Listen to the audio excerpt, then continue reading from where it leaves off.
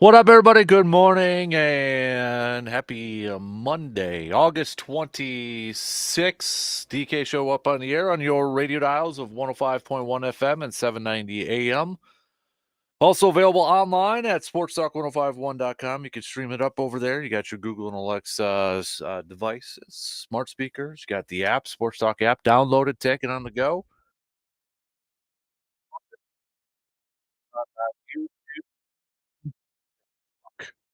Hopefully, you all had a fantastic weekend and well, you're ready to stay a little cool here this morning or throughout the day, I should say.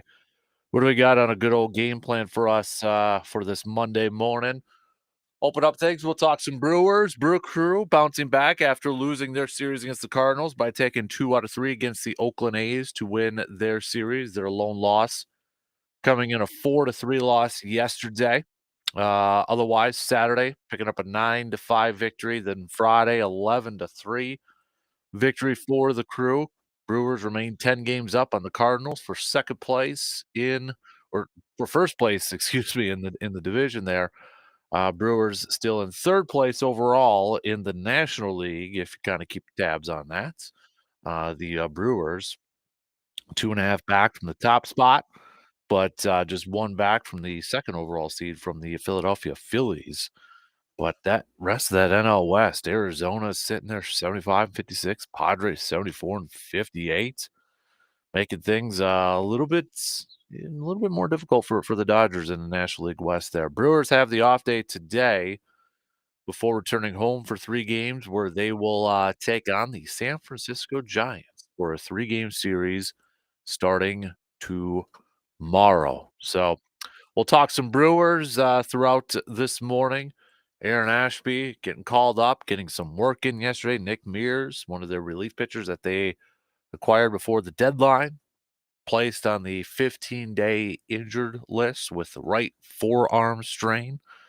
So, but Ashby, not bad yesterday. I know he's kind of maybe it's taken him a little bit longer to well, he's been up and down from the major leagues just a couple times there, but I think after missing last year and looking ahead to this year, like a lot of us, maybe the Brewers too, expected him to get some more appearances at the major league level this year, but just hasn't been the case as he's been working back from his offseason or last year's surgery.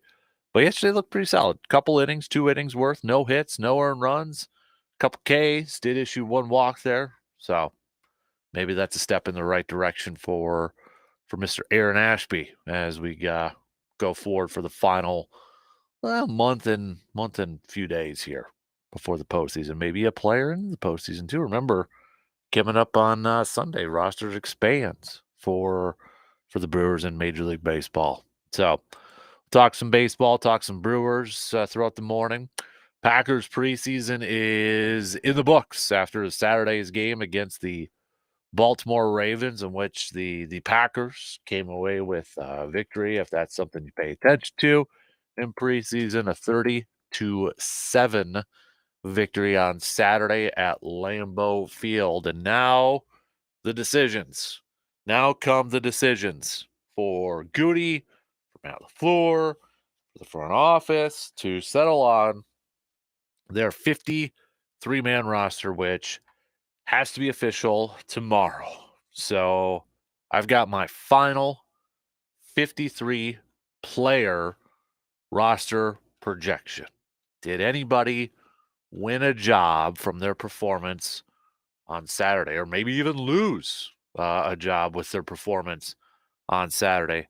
No doubt, one of the players of the game, Aaron Mosby, with the strip sack, also had an interception. I mean, you want to talk about we've seen players use that final game. We've seen players win jobs based off that final preseason game. But is there room for Mosby, even with his play, from what we saw on Saturday? Is there going to be a spot? Is there enough room for him on this team? So I've got my final. I had my first version of the 53 before this final game. How much changed Did anything change? I will say there are some changes. How many? I don't want to give that away. Kicking, I don't I have no idea what's going on with the kicker. I mean, you had Anders and Joseph hitting long time, big time field goals, 54, 55 yards, and you had Anders, missing what should be a chip shot in the game. So I have no freaking idea what's going to go on with the kicking situation. And to be honest with you, I have no idea what's going to go on with the backup quarterback position either. I mean, they flip-flopped throughout the game. Sean Clifford got the start, got a couple series, and then went to Pratt for a couple series, and then went back to Clifford, and then went back to Pratt.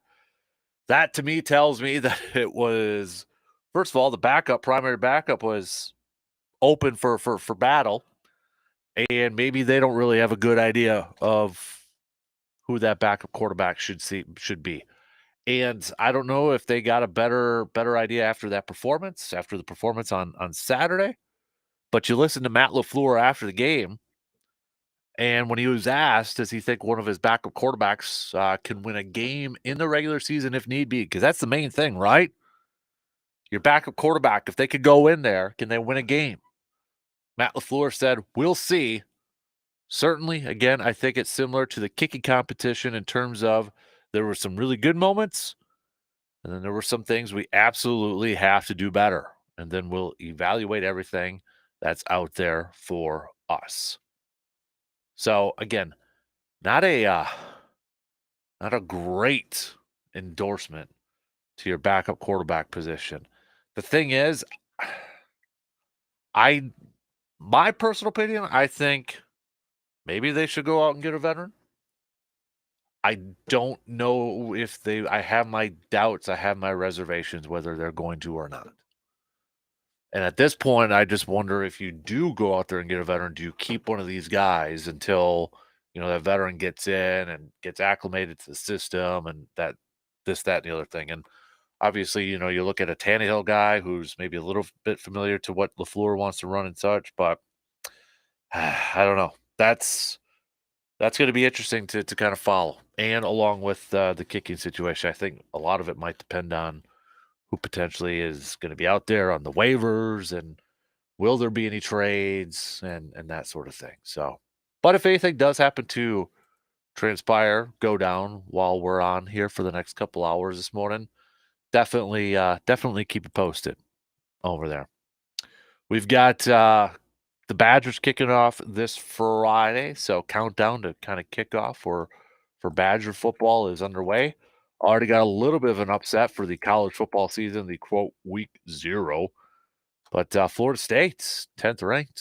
Florida State's falling to Tech over in Ireland.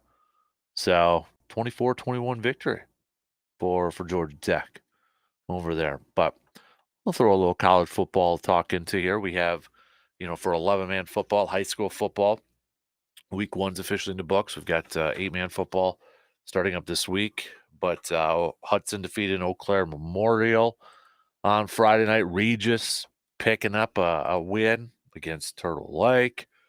Altoona defeated Fall Creek. Stanley Boyd defeated Colby. Cadott defeated Augusta. Mondovi defeated GET.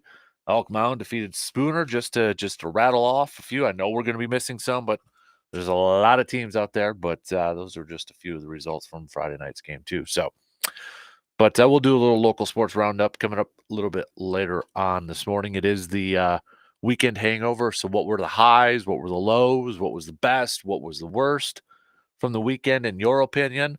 Let us know. Hit us up with a text on that Shoe Doctors bullpen line, 715-830-1912. All right. Also, if you got a weekend warrior shout out to anybody or maybe for yourself, let us know too. We'll give you a shout out. All right. Hit me up with that text or comment on the video stream or Twitter and Facebook and Instagram over there too. So lots to get to here on our game plan for us this morning. Or what else is on your mind? You can let us know too. You got a question, got a topic at hand? Let's hear from you. All right. Hit us up with those text tweets or Facebook messages or comments on the video stream here this morning. But Brew Crew off day today. after taking 2 out of 3 against Oakland. They jumped out to an early lead yesterday.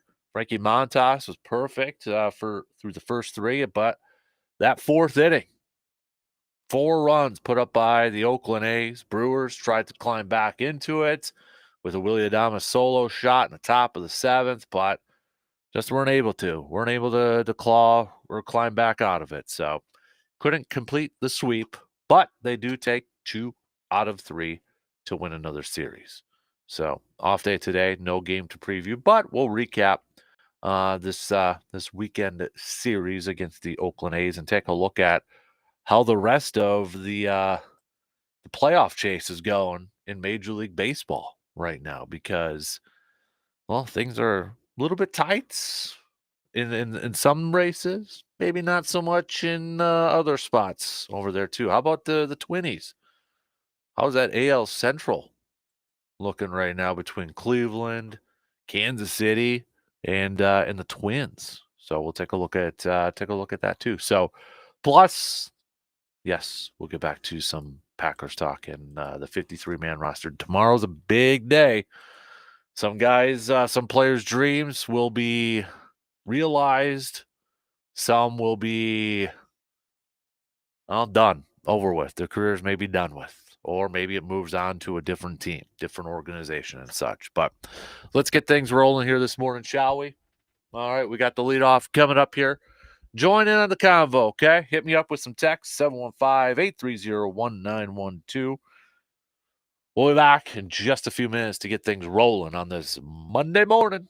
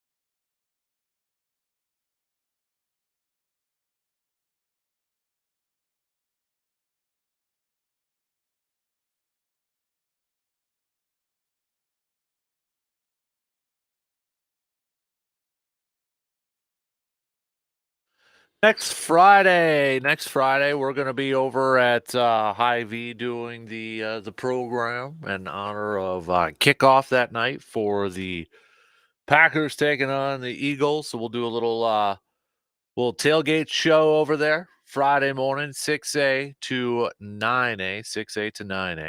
So stop on by, maybe beep the horn while you're driving by, or you can also stop by, pick up some swag, pick up some gear at the sports shop over there for the pack.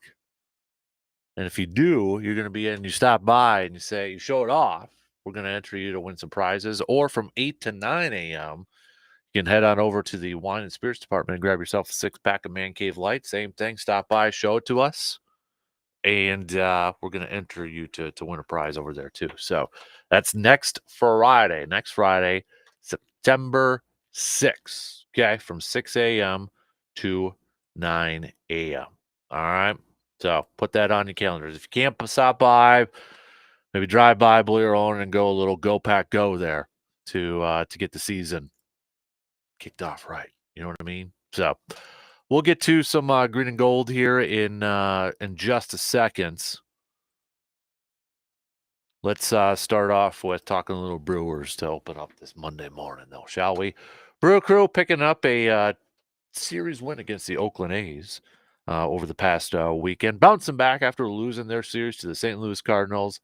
They head out west for the final time at the Coliseum over there in Oakland, picking up wins on Friday and Saturday, and falling yesterday 4-3. Going back to Friday's game, though, for the first win of this series was an 11-3 victory for the Brewers. 11-3. I don't know why I had a brain fart there all of a sudden. But Brewers picking up that win. Hudson gets charged or credited, I should say, with the win for the Brewers in that game, even though Aaron Civale got the start, but he just went 4 innings, giving up 3 earned runs, struck out 3, issuing 4 walks over there. Hudson coming in and pitching 2 innings after that, gets charged or gets credited with that win to improve to 6-1. And he was pretty darn solid, not giving up a single hit in those 2 innings, striking out 1, no earned runs either. In fact, the bullpen, nice performance again, only 2 hits after Aaron Civale gave up 4 hits in his first 4 innings. Bullpen locking it down after that, just giving up 2 total hits, no earned runs after that either. But it was kind of an offensive showcase after the Athletics started off with a 1-0 lead after 1. That second inning, though, Brewers exploding with 5 runs. Got some home runs mixed in there for the Brewers. Hoskins picking up a home run. Ortiz picking up a home run a little bit right after that over there too. So, but the Brewers bouncing back and putting up that big number in the second, tacking on a couple more in the fourth, and then really putting the nail in the coffin coming up in the 9th inning.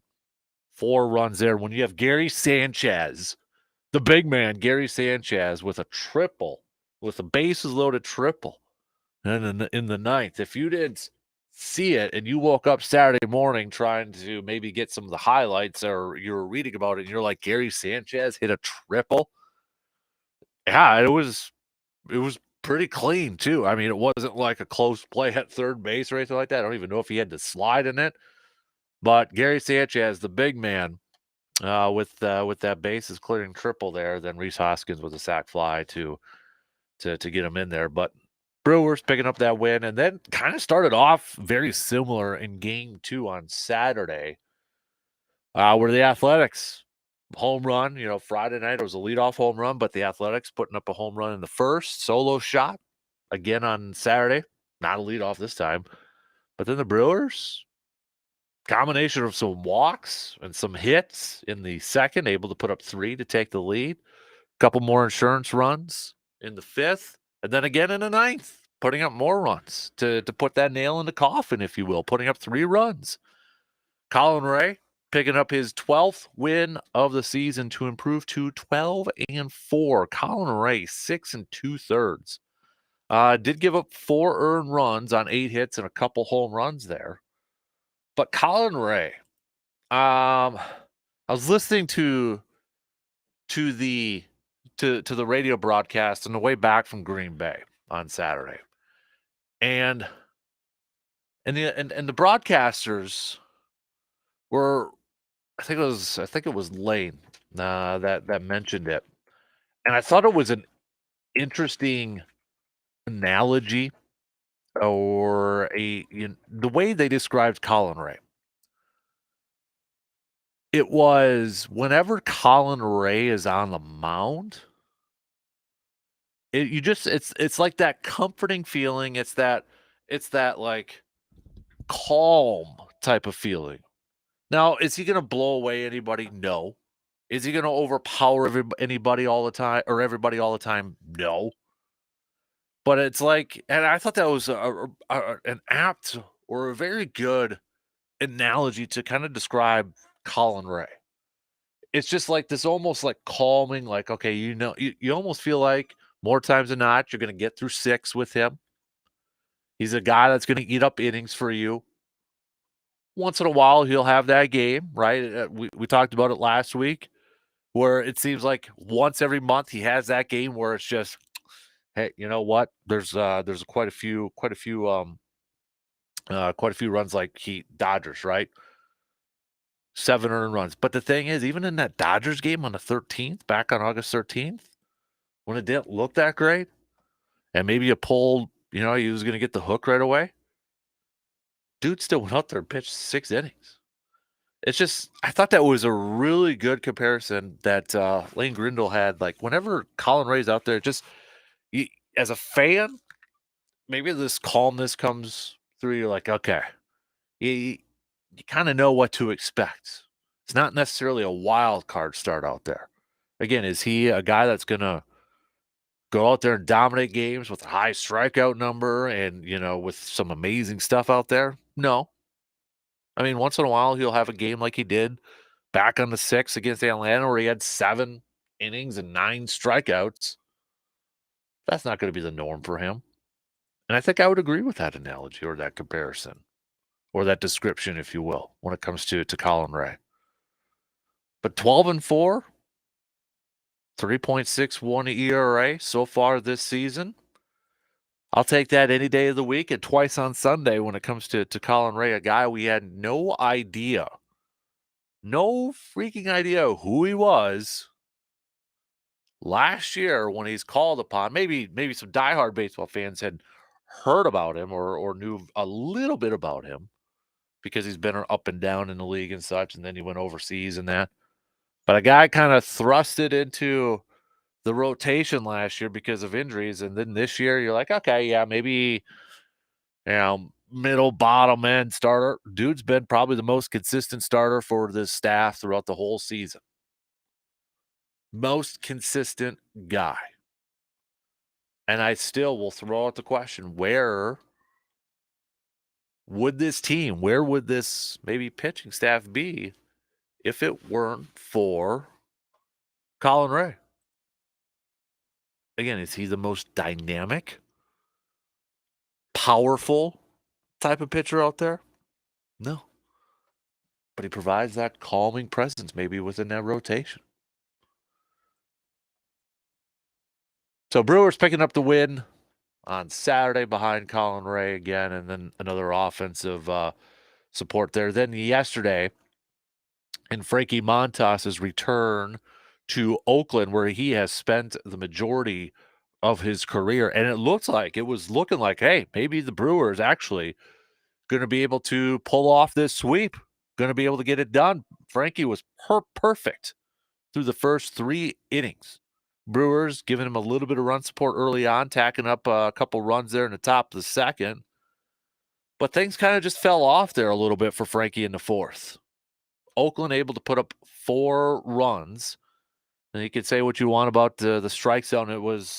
There was definitely some questionable pitches in that game yesterday, especially in that inning, in that 4th inning there, that affected the Brewers.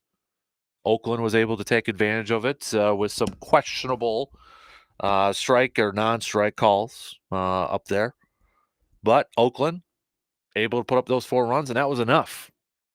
That was enough for the A's to secure the victory. Brewers tried to they inched a little bit closer thanks to Willie's solo shot later on in the game, in the 7th there, but after that, just not able to get after it. So give credit to Estes, who's out there for 5 and 2/3, giving up 2 earned runs, and, the rest of the bullpen out there too.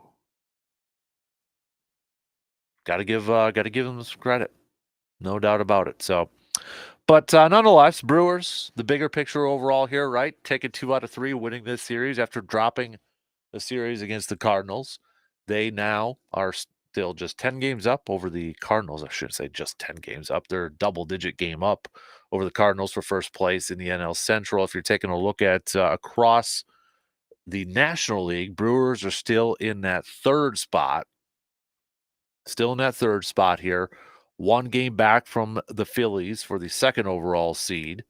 2.5 back from the Dodgers for the top seed, and the Dodgers are still continuing to get pushed by teams within their own division. You have the Diamondbacks, who have won 6 in a row. 6-game winning streak right now for the Arizona Diamondbacks, 7 and 3 in their last 10 games here. So Dodgers, they can't afford to, you know, kind of go through some hiccups or anything like here. But this is going to be a big time series coming up here for the Dodgers. They're taking on Baltimore. Baltimore's also in a fight within their own division with the Yankees right now. So I mean, what a heck of a series coming up between the Dodgers and Baltimore. Definitely something to kind of pay attention to here. You got the Diamondbacks, who are going to be taking on the Mets, and then the Padres taking on the Cardinals, visiting the Cardinals on the road. So you're looking at some National League West games and how it could affect the overall record standings in the National League. It's going to be interesting because Phillies too. Phillies, and this was another thing that I'll be honest, I learned on the broadcast, on the radio cast on Saturday coming back from Green Bay. Since the All-Star break, the Phillies have the worst record in the National League. That's kind of like, wow. Put it in that perspective, it's like, dang. So, I mean, they've allowed kind of the Brewers and maybe some other teams to climb into this thing and make this National League chase for the top 2 spots where you can get that bye when it comes to the postseason. It's a thing to pay attention to in this final month and final week here, final 32 games for the Brewers. 32 games. That's it. That's it. That's all we got here. And when you look at the rest of Major League Baseball and some chases or some playoff chases to kind of pay attention to here, I mean, right now in the American League, your top 3 teams are the Yankees, Cleveland, and Houston, your division leaders. All 3, every division team, division leader, actually every playoff team, if the playoffs were to start right now, any team that's got 70 or more wins is in the postseason, both in the American League and the National League right now. But you got the Yankees 77 and 54 overall. Cleveland holding on to the AL Central at this moment. Houston now 10 games over 500. They're at 70 and 60 for the AL West. Your wild card teams for the American League, Baltimore, and that back and forth with the Yankees for their AL East division race. You got Kansas City and Minnesota right now, your other wild card teams. And it seems like, at least right now, and I know things can change in a week or even a couple weeks here, but Boston's the closest team, the first team out of the wild card chase, but they are 4.5 games out from a wild card spot.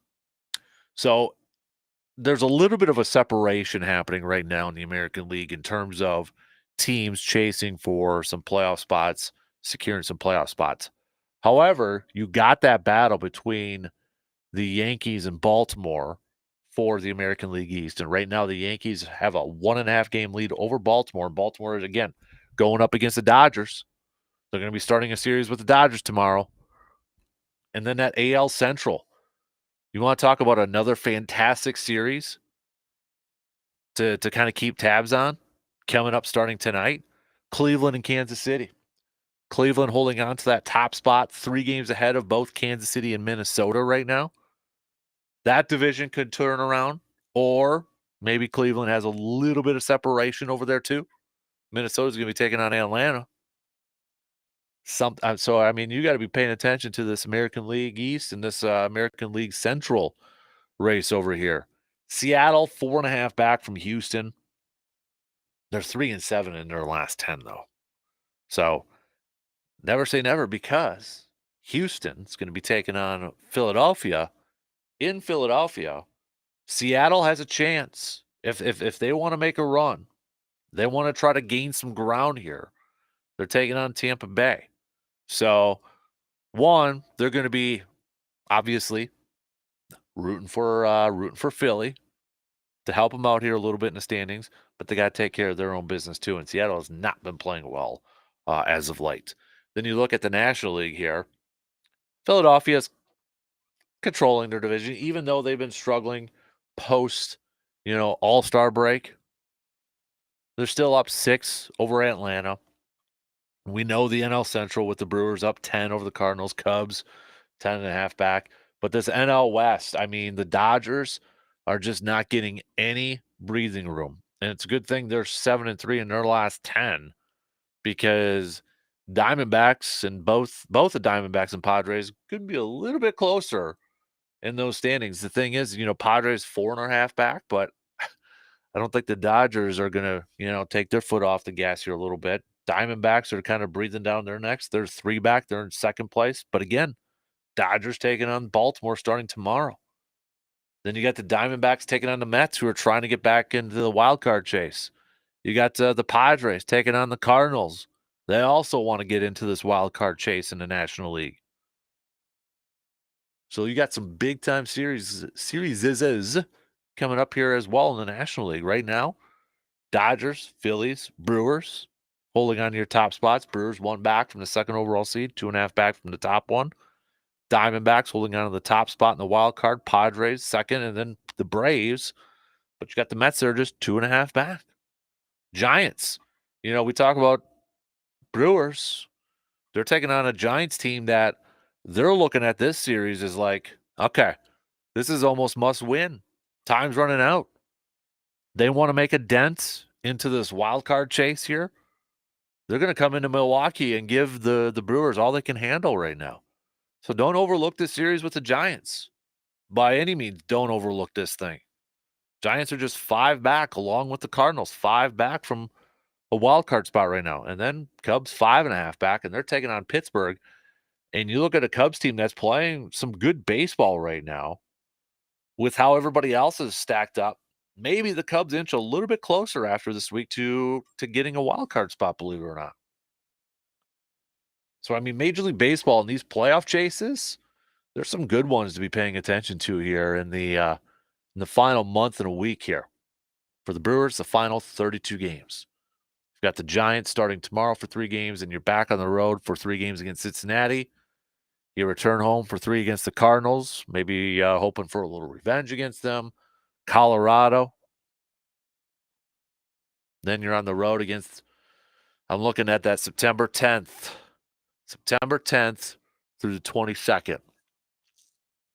That's going to be a hell of a run here, a hell of a schedule here for the Brewers in terms of where they could potentially be slotted.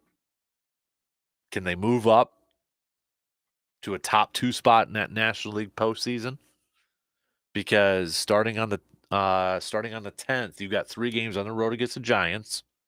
And we'll see where the Giants are at that point. Are they still just maybe on the outside or maybe in that wild card chase? Then 3 on the road against Arizona, one of the hottest teams in all of Major League Baseball right now. 3 at home against Philly. 3 or 4 at home against Arizona.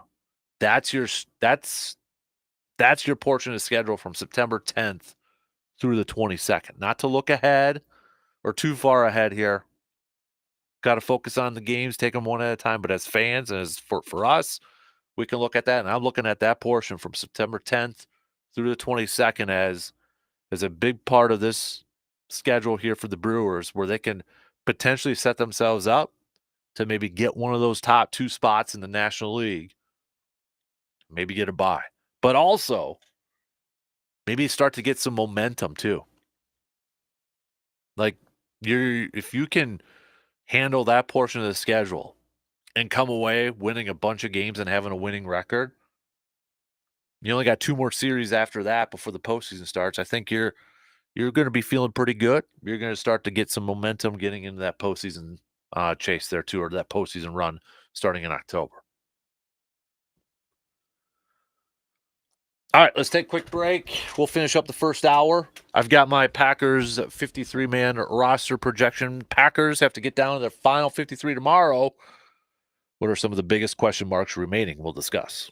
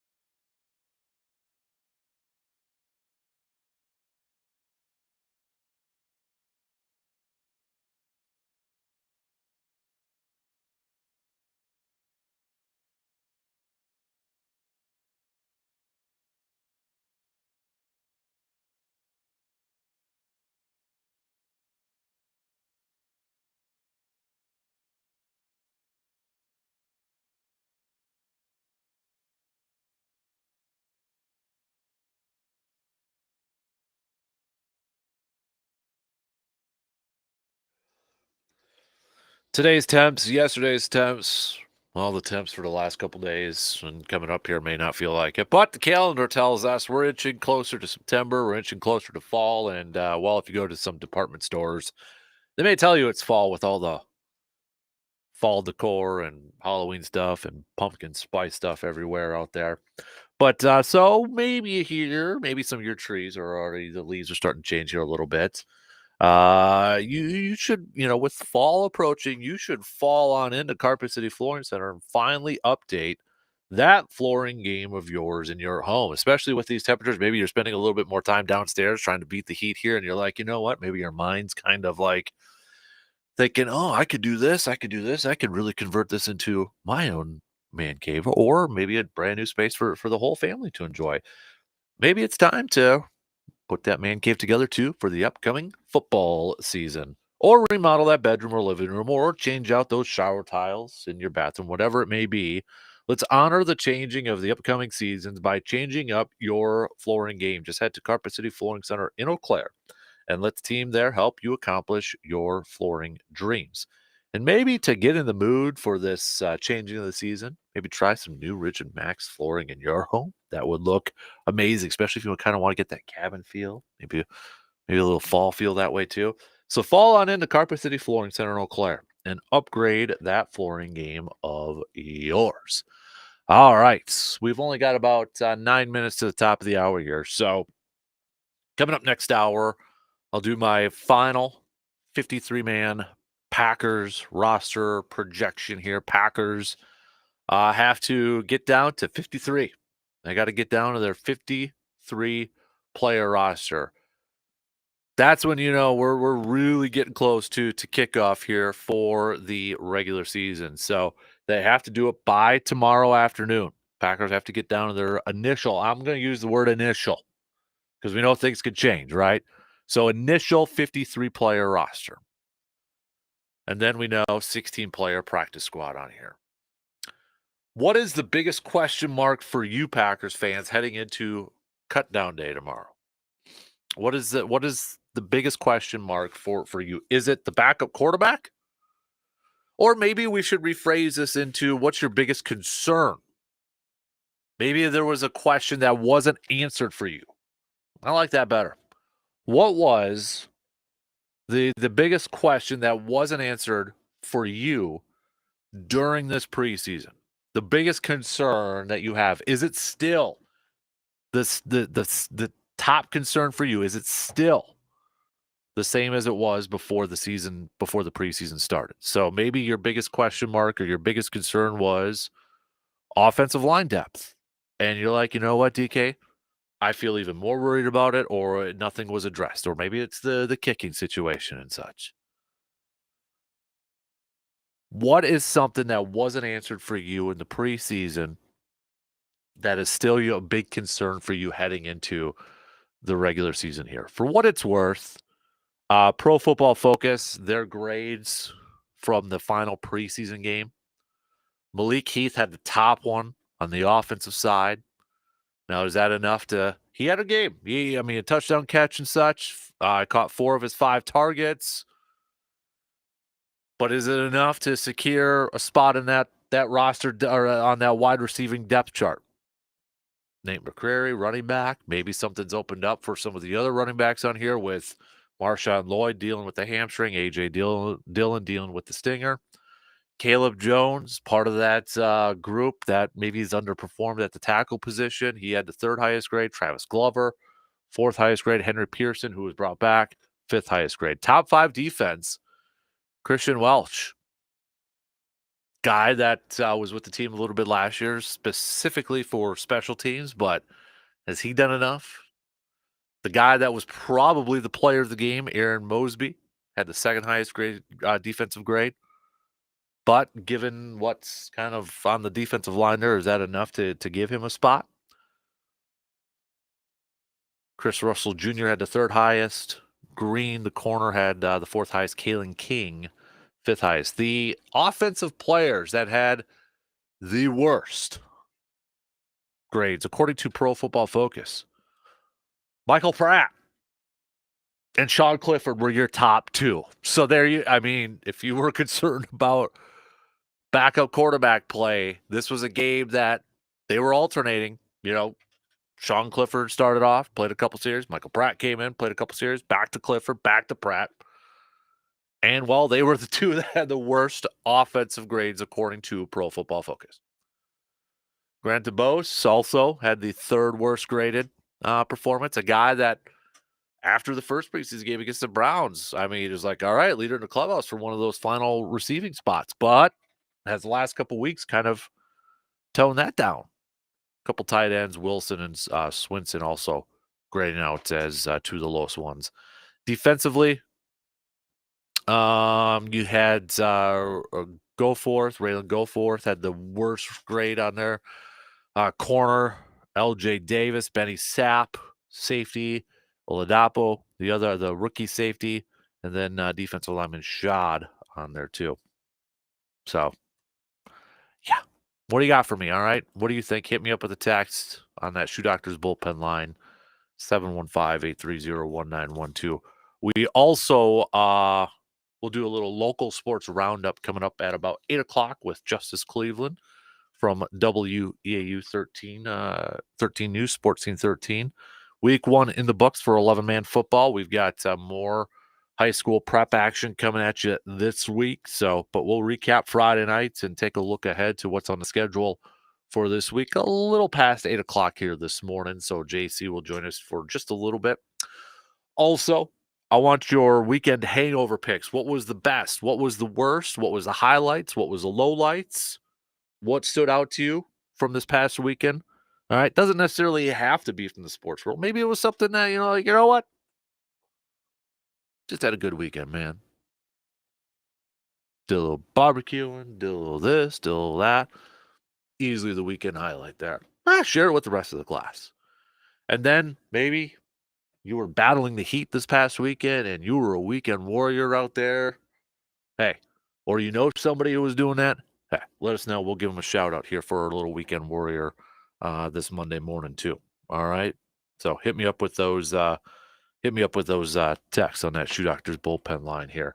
We'll get to a couple here before I get cut off by the shot clock here. G-Man, Brewers are just fine and win the series against San Fran. Did you and Hudson have good seats for the game? Why did the Pack wear their white jersey on Saturday? Go Pack, go, and go Brewers. The Heat, I'm assuming, is why they wore the white ones there. G-Man making the Ravens wear some of their darker colors over there. G-Man also saying I've been watching Packer games for 55 years and I've never seen Lambeau Field with the grass cut at, I'm assuming that means cut at an angle. I guess I didn't notice anything in person there, so can't comment on that one there, G-Man. Another texter here, Jeremy.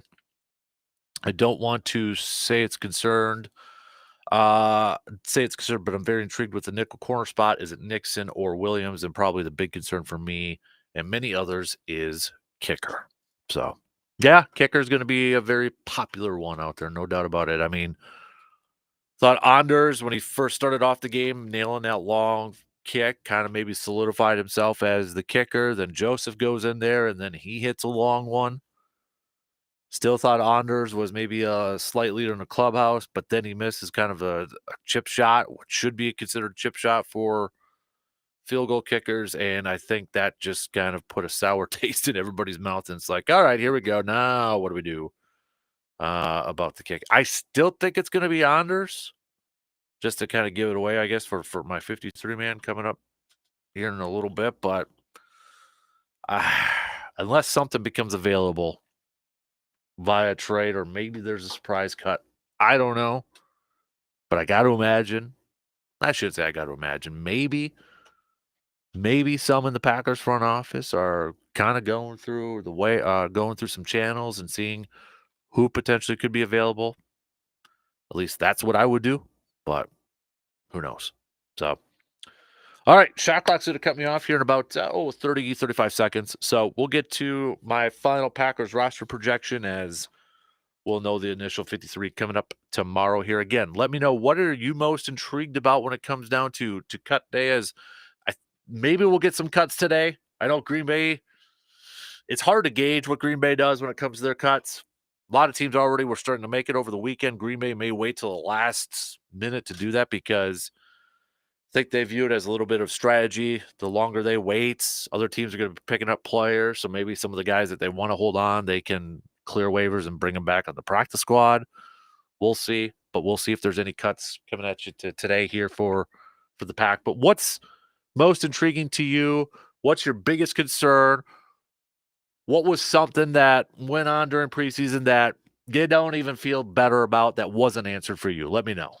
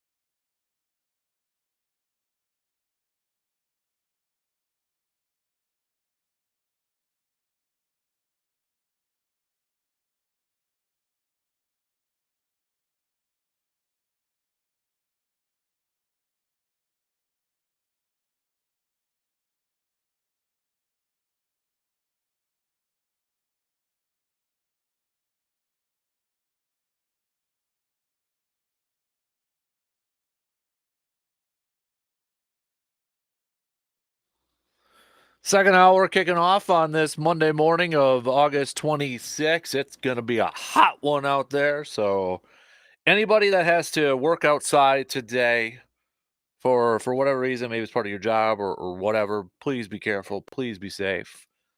Take some breaks, hydrates, drink a lot of water out there. All right. So, but be safe out there, everybody, and with the pets too. All right, to make sure they're good out there, make sure they're safe out there too. So, anybody, kids, I know the kids in the final week, maybe for some of them, it's summer vacation here. Probably want to go outside and play and all that. Just make sure they're safe out there too, and some sunscreen and lots of water. Hydrate out there. All right, so be safe out there, everybody. Okay, let's uh, let's get things going here in this second hour. First of all, by the way, even though it may not feel like it, we are getting closer to hunting season. But if you're not ready yet, it's okay. You still have a little bit more time. You just want to make sure that you're really ready for this hunting season. You want to make sure you're really ready for this hunting season by visiting Sean and Hunter at Tilden Gun. Whether you're getting ready for fall turkey or duck hunting or the November deer season, Tilden Gun has something for everyone.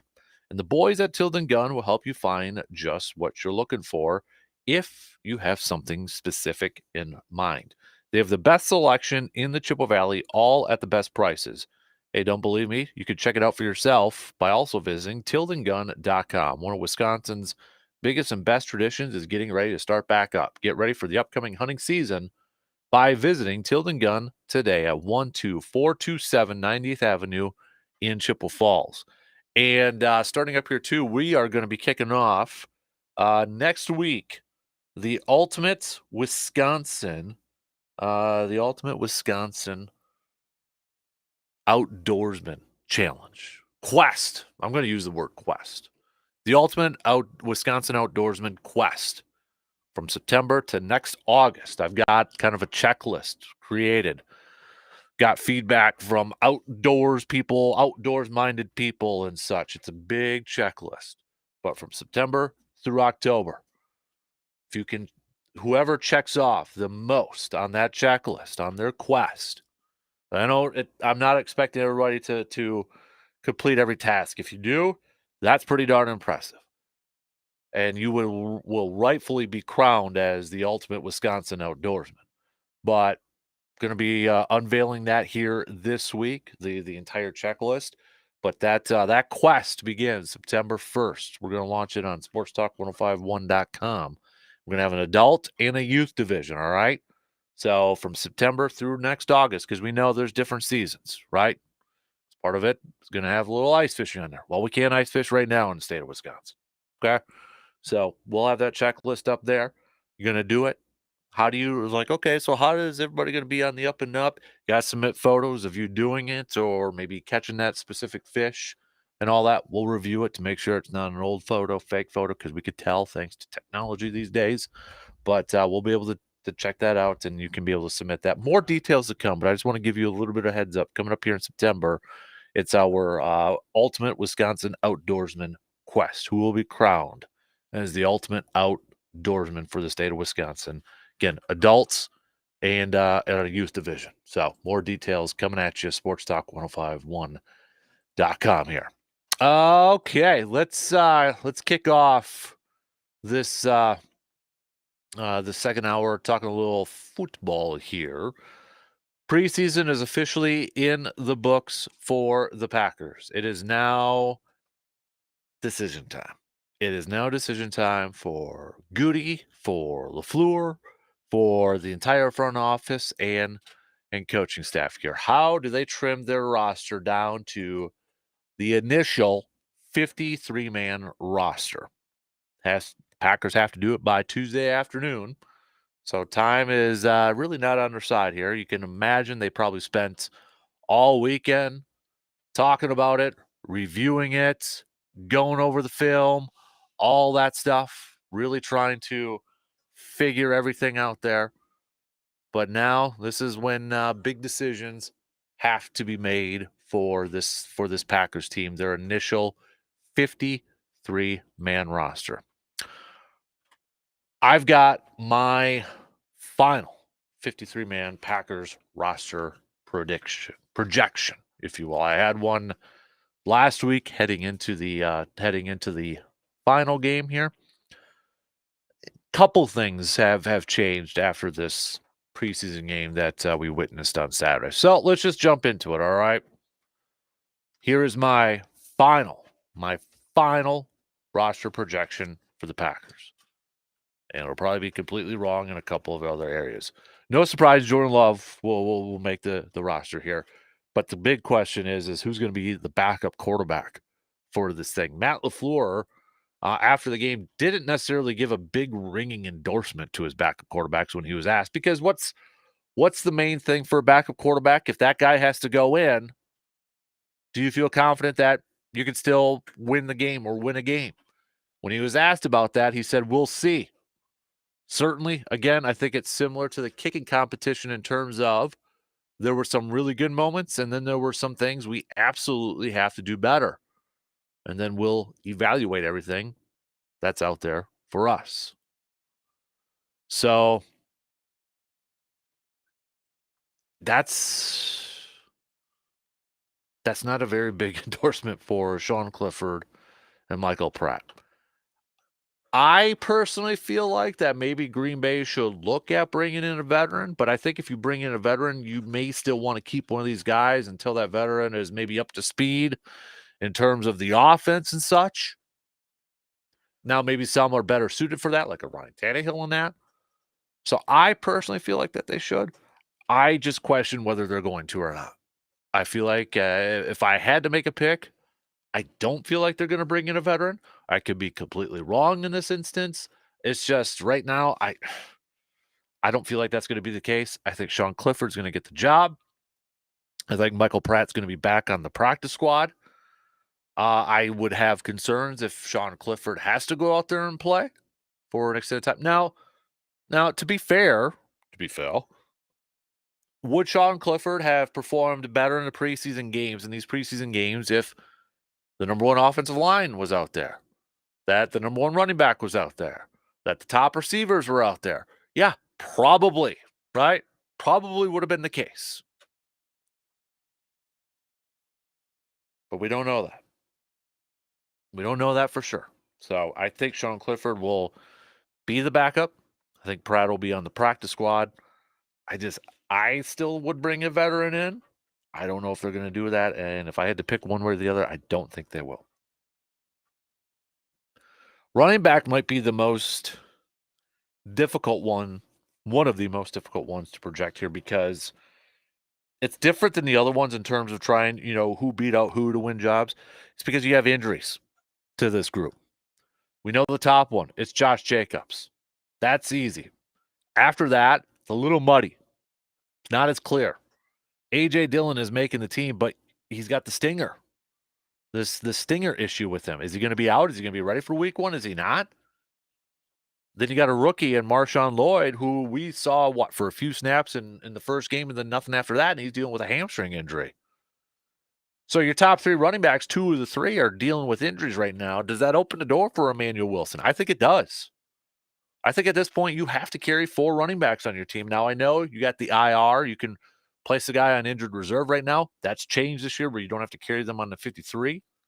You can put a couple guys on injured reserve and not have to do that whole, that's why we always say initial, right? Because you'd have to carry them on, and then after the next day, you can put them on injured reserve and such. You don't have to do that for a couple guys this year. I don't know if they would put Marshawn Lloyd on injured reserve. They could. They potentially could. But I think right now, as it stands, I've got him carrying four running backs. I know a lot of other people just have the three, but I think you got to protect yourself here a little bit, and I think Emmanuel Wilson is that next running back that gets a job. I think he deserves it. I think he's earned it. So I've got four running backs. The other position group here that I got to tell you, it's pretty hard to figure out who's going to get this final spot, in my opinion. Final two spots. Because your top four receivers are locks. Christian, Romeo, Reed, Wicks, four locks. Signed, sealed, delivered. You're ready to go. I think the Packers keep 6 total wide receivers. Toure, I think, is not gonna make the team. So you've got 3 guys for the final 2. Grant DuBose, after first week, probably looks like a dude that was gonna make the team. Showcased his pass catching ability, good in the running game in terms of blocking. Bo Melton, we saw what he did at the end of last year. He makes a nice touchdown in the game on Saturday. Malik Heath was a guy last year that surprised a lot of people. A guy, again, that he ain't afraid to go out there and throw some blocks. He also had a touchdown on Saturday. Grant didn't have the greatest game. This to me is going to be interesting. Of these 3 guys, which 2 do they keep? I don't think they keep 7. I don't think there's enough spots on this roster to keep 7 wide receivers.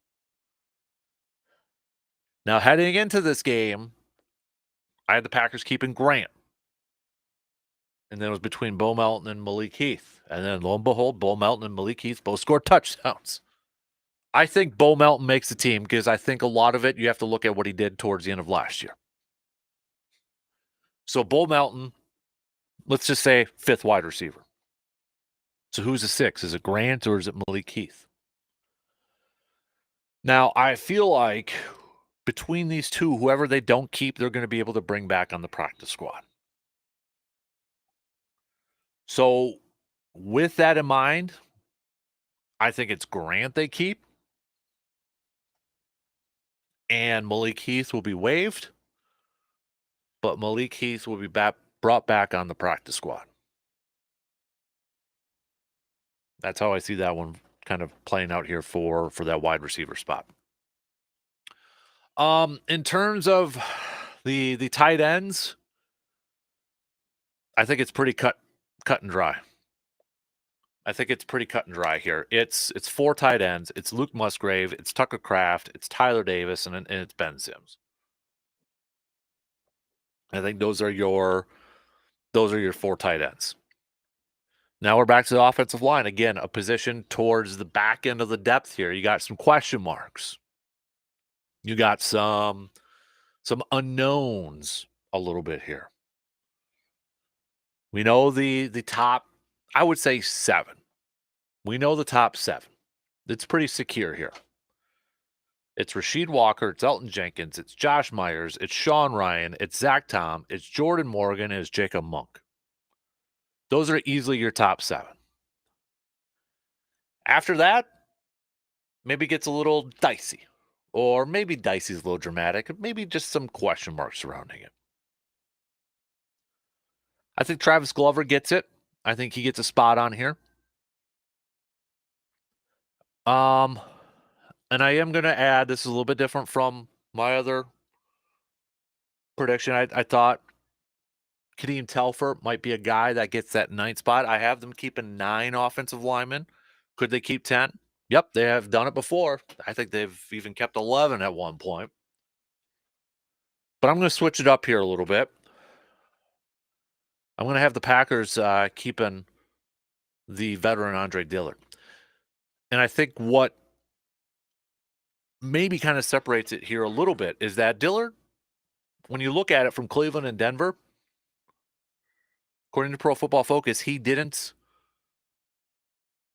allow in 29 pass blocking snaps, didn't allow a pressure.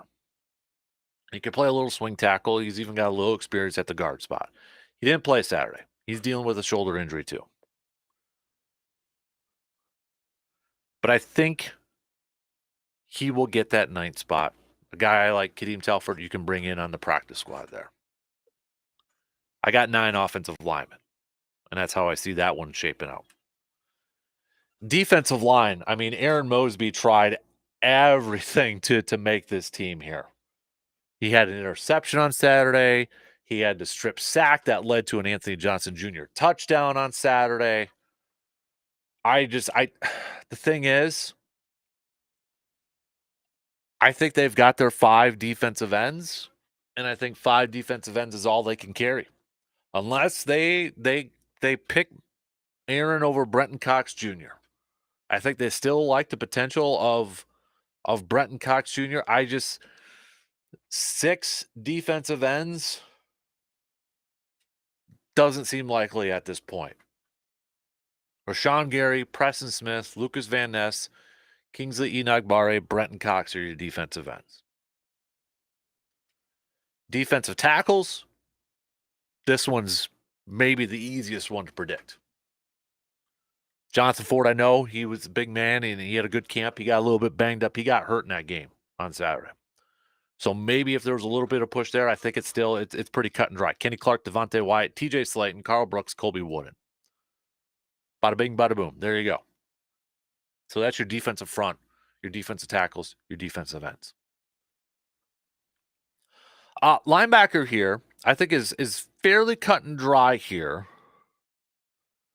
However, there is a dude that could maybe make a push. If there's a certain position group that, hey, maybe they only keep 3 running backs, maybe Christian Welch can make this team.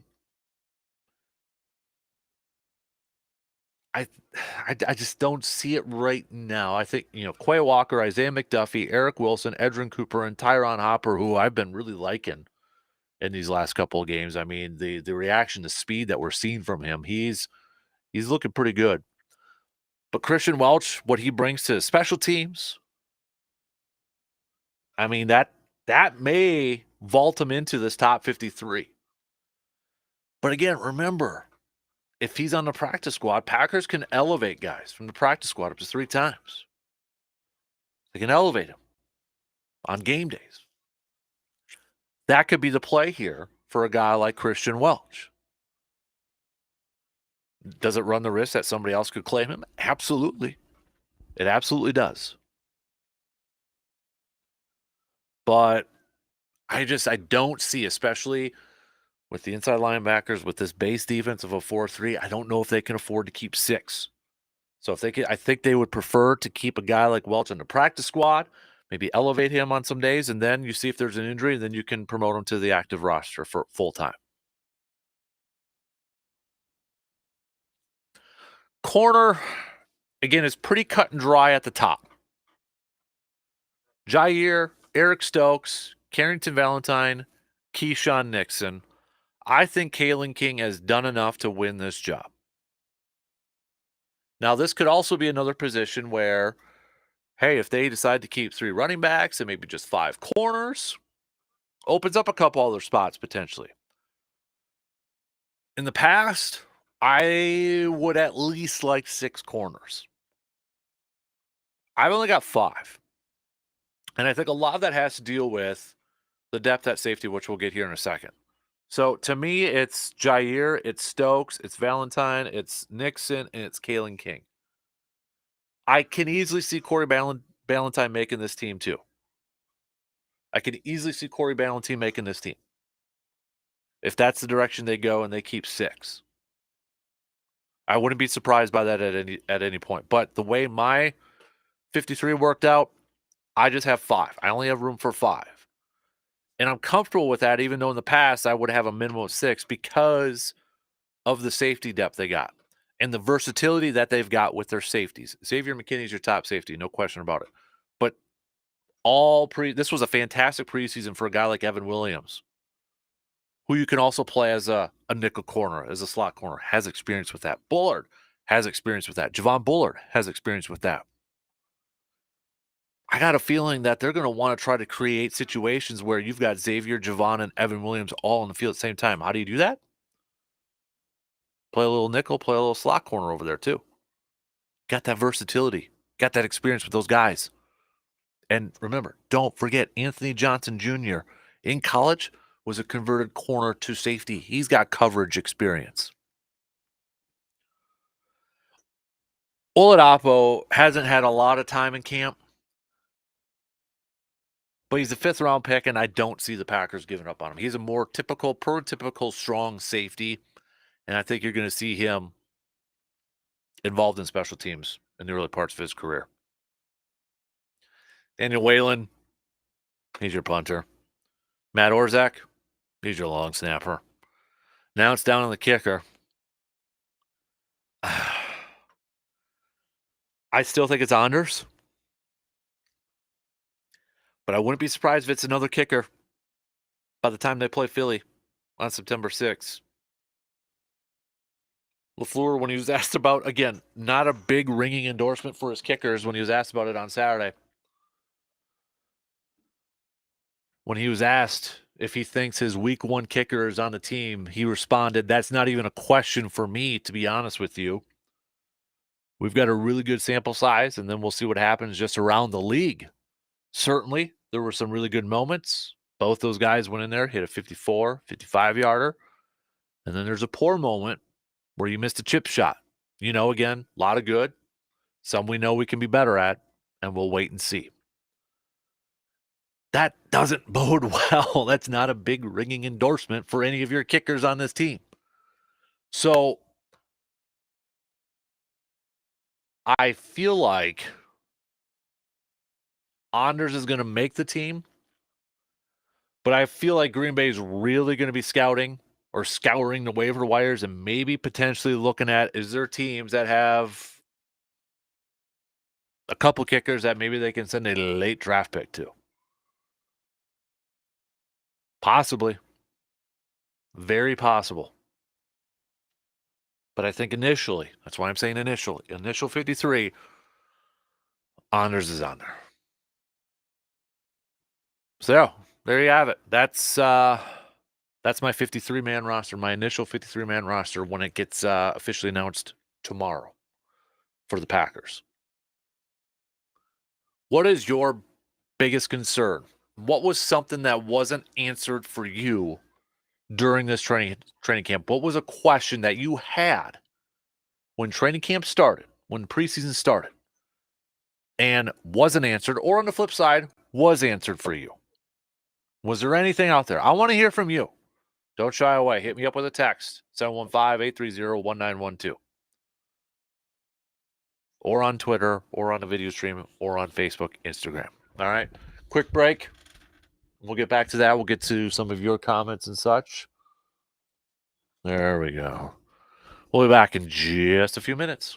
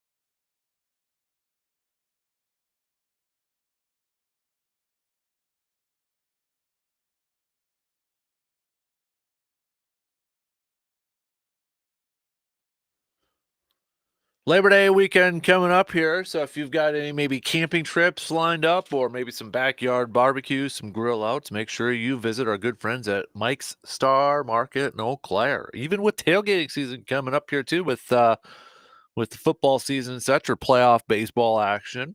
If you haven't tried all the different flavors of brats from Mike's Star Market, hey, you got plenty of time to do so and plenty of excuses to do so. Whether it's the Bloody Mary brats, the dill pickle and cheese, or a classic beer brat, Mike's Star Market has a flavor for everyone to try. And you know you are getting the freshest, best quality of meats and best customer service at Mike's Star Market too. Mike's Star Market, deliberately old-fashioned to assure quality and affordability. And don't forget too, with hunting season coming up, deer season coming up, bow. I know we got the gun seasons in November, but drop your deer off at Mike's Star Market too to get processed over there. So, all right, what is maybe a question that you had at the beginning of preseason at the training camp that either was answered or maybe wasn't answered for you? Now that training camp and preseason is officially in the books. Is officially in the books. Was there something that was answered for you, something that was confirmed for you, or something that maybe there's a new question, or maybe there's a new concern coming at you? I Jeremy had texted a little bit earlier, and he said, intrigued with the Keyshawn Nixon and Williams, who's going to play the slot corner, nickel corner, and such. And I think that is something that is something to. I don't know if we'll see it initially, but I think that's something that is now a part of the conversation. And I alluded to it in my 53-man roster projection. I think that's something now. It's like, hey, we've got a couple. Last year was like, we're putting together this safety group and just going to try to get through the season. It was a contract year for Darnell Savage. You brought in Owens. You brought back Rudy Ford. You had this mixture of safeties, and it was like, we're hoping something sticks. And none of those guys are back. None of those three guys are back. So they didn't stick. It didn't work out, right? But now you look at this safety group, you've completely overhauled it. You spent a lot of money to bring in Xavier McKinney. You drafted Javon Bullard and you drafted Evan Williams. You've got some versatility with some of those safeties, guys who could play a little nickel corner and such, guys who could come up in the box and be good run defenders, guys who could play a little center field and help you in the back end. You've got a leader on the back end with Xavier McKinney. You've really overhauled that safety position. And I think, I know when it came to the safety, maybe one of the question marks or questions heading into preseason training camp was it going to be Bullard that secures that spot, even though he was a higher draft pick, he was going to get an opportunity to do so. But I think now what has transpired with this safety group is you got a little bit more versatility, and now you're kind of like, how do we get our top three safeties on the field together? How can Jeff Hafley, who is a defensive backs coach by trade, how can he get a little creative? How can he maybe put together his best secondary now? Has his top, let's say, top six defenders now changed? And does it include two rookies into that? If you're throwing out a dime package where you got six defensive backs, are those top six different now because of what we've seen from Evan Williams in this preseason training camp? I think that's something that has, the question at the beginning was, is Bullard going to lock down that starting spot? So now it's like, okay, how do we get Bullard and Evan out there at the same time with Xavier McKinney? That's a good question to have. That's a really good question to have. Let's get your best guys out there. So that's one thing that's kind of transpired throughout this preseason, this training camp for me. There's obviously the obvious ones out there. Kicker, I think we're no closer to any resolution, or maybe we are closer in a sense if they really wanted somebody else. Maybe what we saw in preseason training camp kind of solidified that. Maybe we're over exaggerating a little bit. Again, Matt LaFleur didn't really give a ringing, sound of endorsement to his kickers. But I don't think I don't want to speak for every Packers fan out there, but I think there's at least some Packers fans. There's at least some Packers fans, and even listening to Wayne Larrivee in the post game on the radio, driving back Saturday, talking about the kicking situation. It's still a little bit of an unknown. Shouldn't even say a little bit of an unknown. It's a big unknown out there. And then I think one thing that grew into a question that maybe we didn't have a question mark heading into this season is the backup quarterback spot. I mean, it wasn't that long ago. It was this time last year, or maybe even coming up on a year. There was even some of you that texted in and said Sean Clifford should be starting over Jordan Love from what you saw in the preseason. And now we're here at a point where we're wondering if the backup quarterback is on this team. If the backup quarterback should be on this team. Of the current options, should those options even be options for that backup spot? And I think that's a question that a lot of us didn't think that we were going to have to ask heading into week 1 here next week. Is it a regression? Is it a sophomore regression? Is it, part where the guy didn't play with the ones? It was all with the twos. So maybe we didn't get a great example or a great sample size. Honestly, the answer is probably in the middle. It's probably a little bit of both there. But it's a question now that we're having that I don't think a lot of us really expected to have at the beginning of the year, at the beginning of preseason and training camp. That is something that has transpired through this camp that is probably a little bit of it's probably a concern that developed for Packers fans. The offensive line, we knew probably there was going to be a little bit of a battle in terms of the depth at that tackle spot, right? I mean, there was a question, was Morgan going to get a shot at playing tackle? Off-season OTAs, he was playing tackle, but once training camp preseason opened, it was kind of focused on the guard spot. But I think when preseason and training camp opened up, you're like, okay, how are the backups? Who's going to be the swing tackle? How are the backups going to look out on the edge there? And I don't know if anything's really been like, I don't know if anything's like, you feel better about it now from week 1. I think it's probably about the same. Other than that, I mean, I think everything else has kind of gone to plan. Or maybe it's confirmed some things for you, right? And I know we've only gotten 3 games and you're not scheming these games and you're not, game planning for that sort of stuff. So it is kind of hard to gauge a lot of that. But those probably are the few things that, to recap preseason and training camp, those are probably the few things that, where I have a question still, or I have a concern about still, or maybe something that's developed. The thing that maybe that's answered for me, if we look at it, is defensive line, the defensive front. When I say defensive line, I'm going to include the tackles and defensive ends in this case. I think that it confirmed a lot or solidified everything. It looked like at the beginning of training camp, just in my opinion, that I didn't know if there was too many jobs open for that. It looked like, okay, Gary, Preston, Van Ness, Kiki. And I think what really surprised a lot of people is that Enoch Barre was ready to go, because we go back to the draft and there really wasn't it. And people thought, okay, maybe a defensive end, maybe a defensive lineman.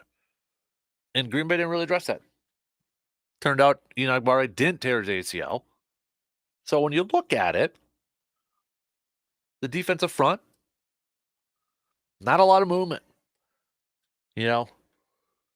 It's election season, right? Polls moving up and down. Where it started with the defensive line, tackles and ends, not a lot of movement. Kind of stayed there, stayed put, right?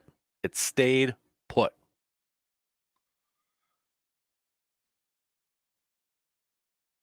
All right. Let's take a quick break. We'll wrap up the second hour.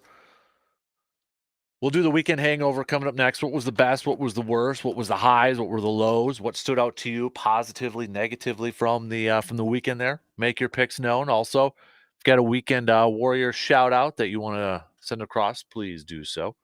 Coming up at 8 o'clock, we'll do some local sports roundup with Mr. Justice Cleveland, Sports Scene 13 sports director. Week one of the 11-man football season is in the books. We've got more prep stuff on the schedule for this week, throughout the week, and 8-man football coming up towards the end of the week too. So we'll hit that up with Justice, recap and preview some of the stuff that's coming up on the docket. But we'll take our final break for the second hour here. We'll be back in just a few minutes.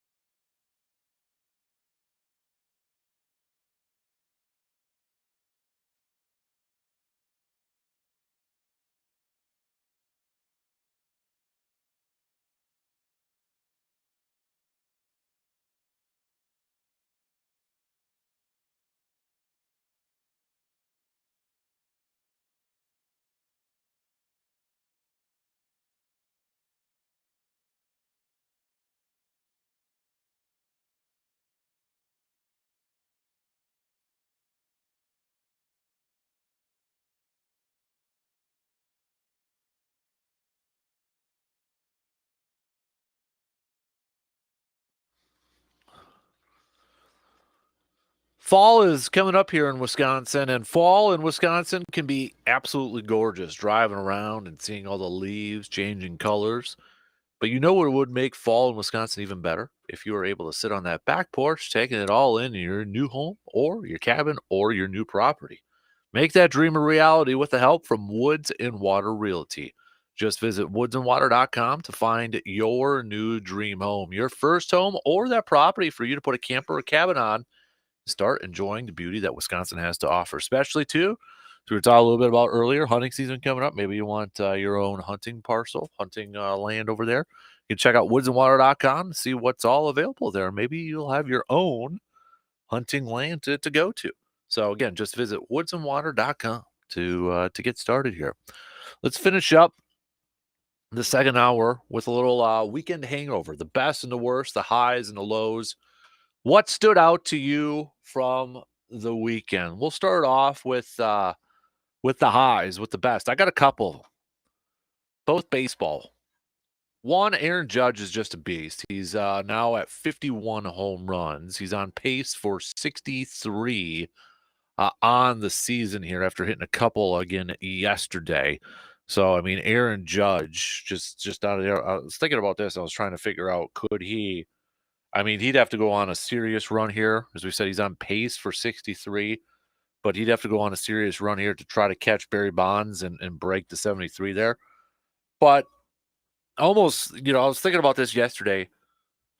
As a general baseball fan, would you be rooting for a guy like Aaron Judge, who, yes, he plays for the Yankees, but from all accounts, I mean, he seems like he plays the game right. I think he's got that. A lot of people appreciate how he plays the game.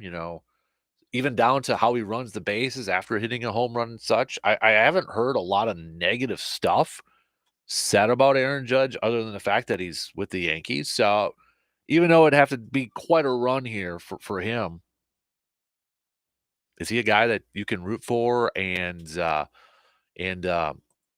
hope to maybe break Barry Bonds' single season home run record over there? Or maybe for some of you, you still don't recognize Barry Bonds' single season home run record. So that might be a little bit of a debate later on here, but that was definitely impressive. But I got to go Little League World Series as well from high. Lake Mary, Florida wins the world championship in a comeback over Taiwan. Chinese Taipei, but Florida won its first World Series world championship. A couple of dramatic victories too. On Saturday, they had a come from behind victory over Texas. Was watching some of that game Saturday night there too. But sack bunts for Florida in the game yesterday.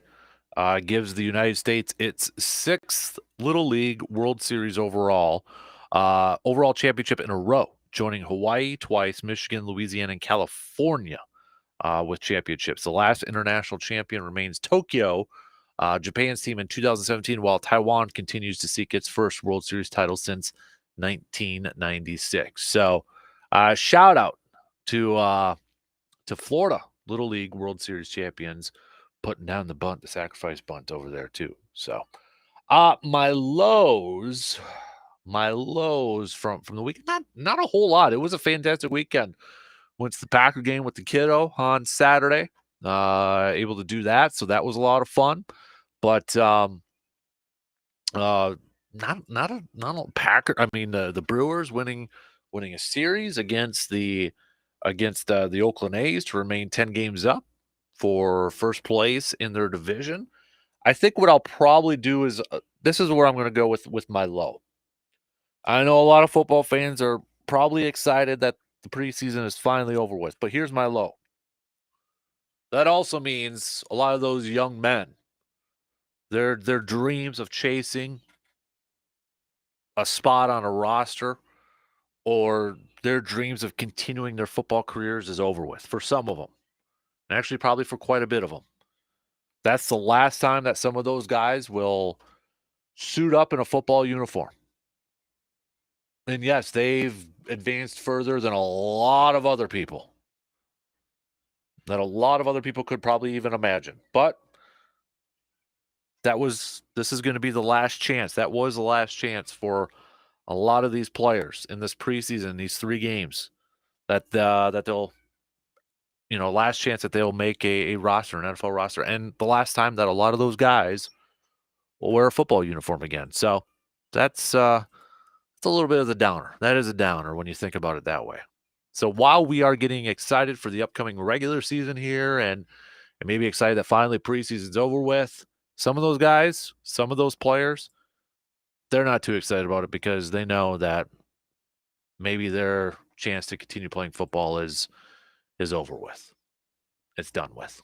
So, all right, that's my weekend hangover. Got another hour left if you want to send yours on over. Coming up next, we'll do some local sports roundup with Justice Cleveland, Sports Scene 13, WEAU 13 News. He'll be joining us from 8 to 8:30, recapping the events from Friday nights, looking ahead to what's on the schedule for this week. So we'll get to that. We'll get back to some more baseball talk. Brewers have the off day today before taking on San Francisco coming up here. So got that. What else do we got here? We'll keep you posted if any cuts come down the wire for this Packers roster. So just a quick reminder here too that the Brewers do have a doubleheader this Friday. So if you're looking at an older schedule, the Brewers do have a doubleheader this Friday, split doubleheader. So the game one broadcast is set to begin around 11:05 on your radio dials here at 105.1 FM and 790 AM. And then game two will go at 5:05. All right. So just a little bit of a heads up in case you're looking at an old schedule. We do have a doubleheader coming up on Friday. Coming up on Friday here. So all right, shot clock's going to cut me off here in just a few seconds. Final hour coming up. Also, final call for any Weekend Warrior shoutouts. All right, text those on over 715-830-1912. Two in. We got one more to go. Stick around. We'll be back after these news updates.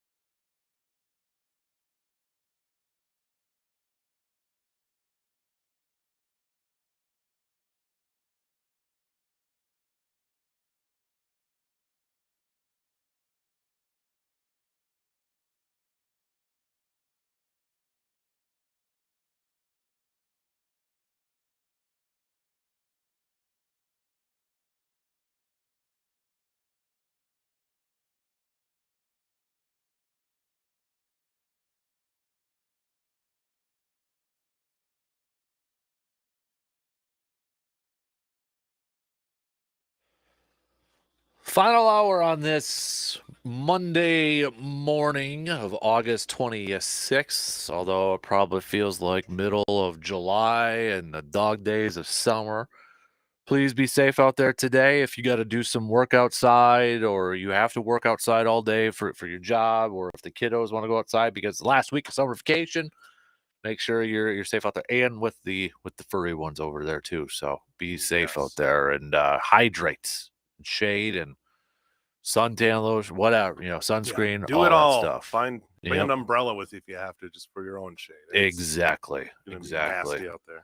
And if anybody's got practice too, be safe out there and make Yep. sure you're drinking a lot of water. So that other voice you hear is our good buddy, Mr. Justice Cleveland, Sports Scene 13, sports director extraordinaire for WEAU 13 News. How you doing, man? Doing great. Yeah. Doing great. Yeah.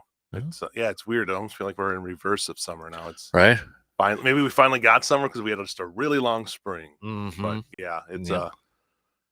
crazy out there, and thankfully, hopefully by the week end, the temperatures have dropped for those Yep. football games. Exactly. So, before we get to a little Brewers chat and a little Packers chats, again, we'll keep you posted if any cuts happen to come down. But Green Bay, I feel like, has been notorious. They kind of wait. They're one of the last ones to really start making cuts and that sort of thing. So, but if anything pops up in this final hour, we'll make sure to let you know and such. But first Friday night football in the books, Justice. Let's do a little local sports roundup here. We had Hudson taking down Memorial. We had Regis. Good game though. Yeah, It was close. Yeah.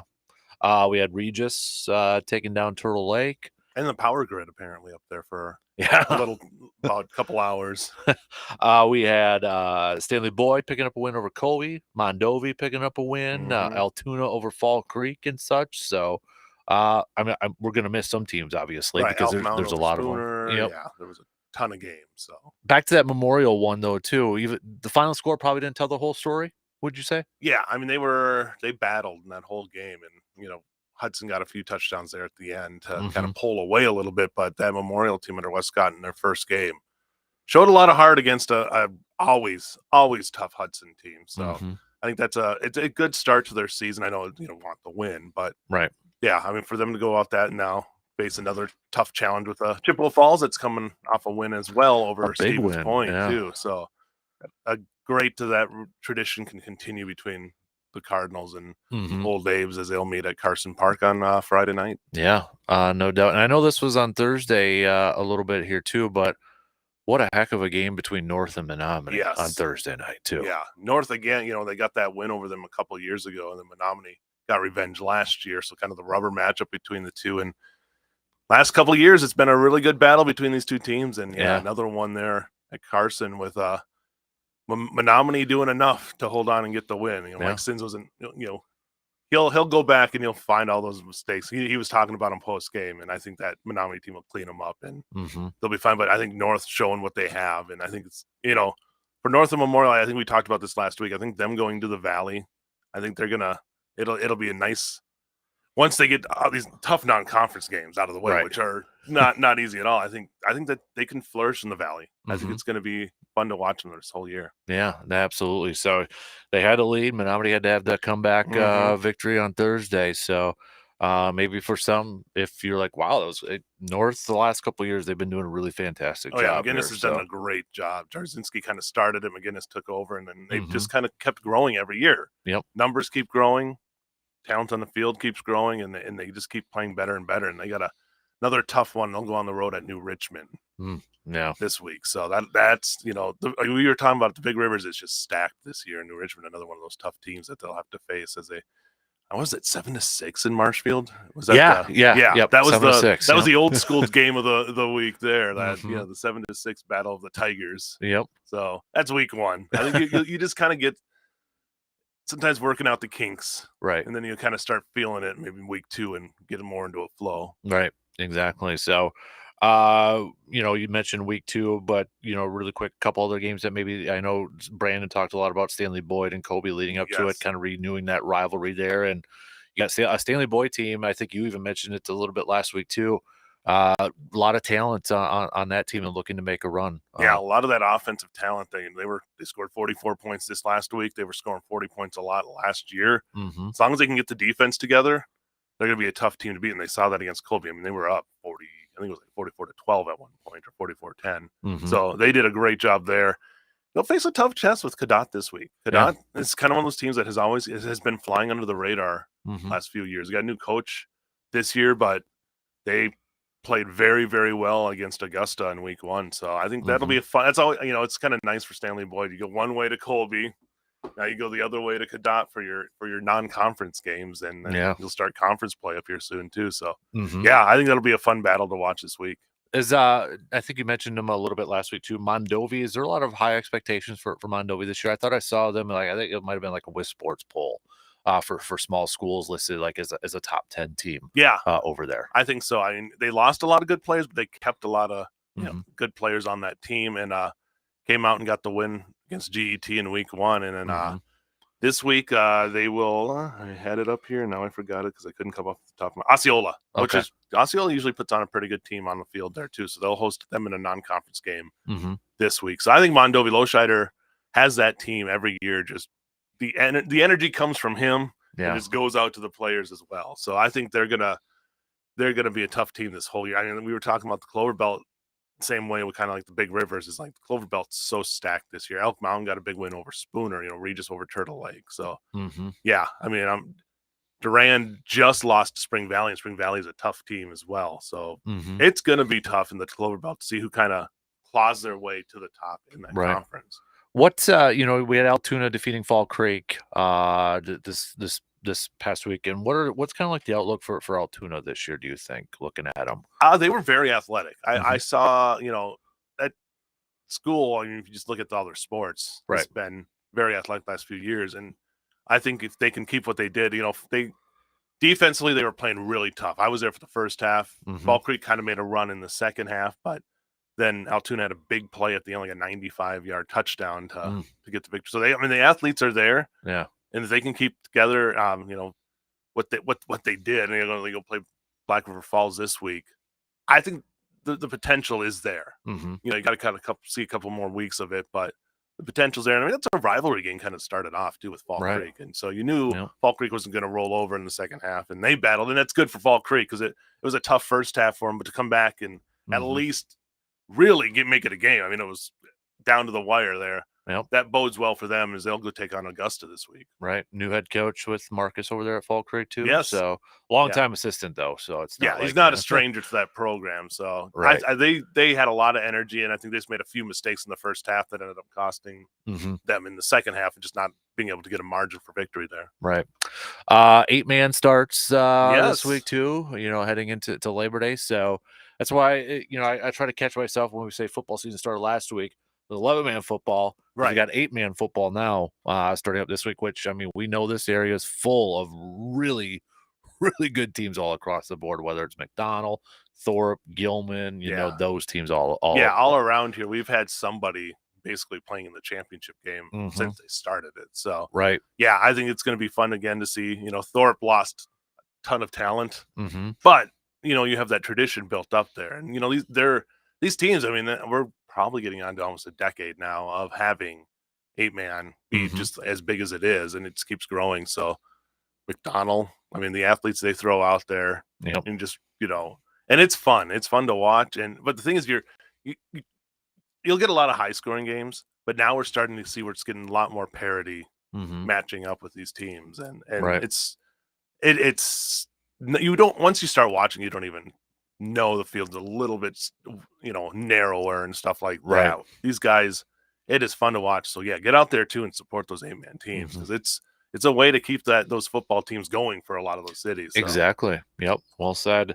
And I know other sports are going to be in action too this week. I know we got like tennis coming up this weekend, even though it is Labor Day weekend. Golf coming up for here the last couple of weeks. Yep. Soccer should be starting up because they had practice start last week. Cross country. I think even is it the big volleyball one coming up this weekend? And they'll start getting the sprawls going on. So yeah, we're really, especially as we get closer to September, everything's swimming's been going on too as well. Right. So I probably wish they were outside.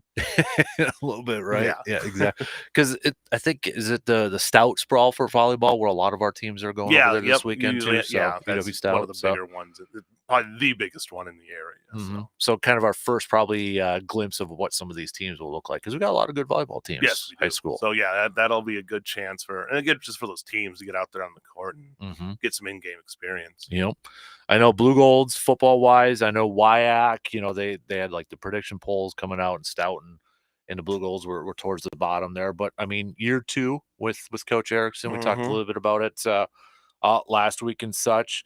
Was it still fair to say it's a little bit of an unknown what to really expect? Like I always struggle a little bit with preseason polls for college football and such. So I don't know how much I put into that, but I'm intrigued with year 2.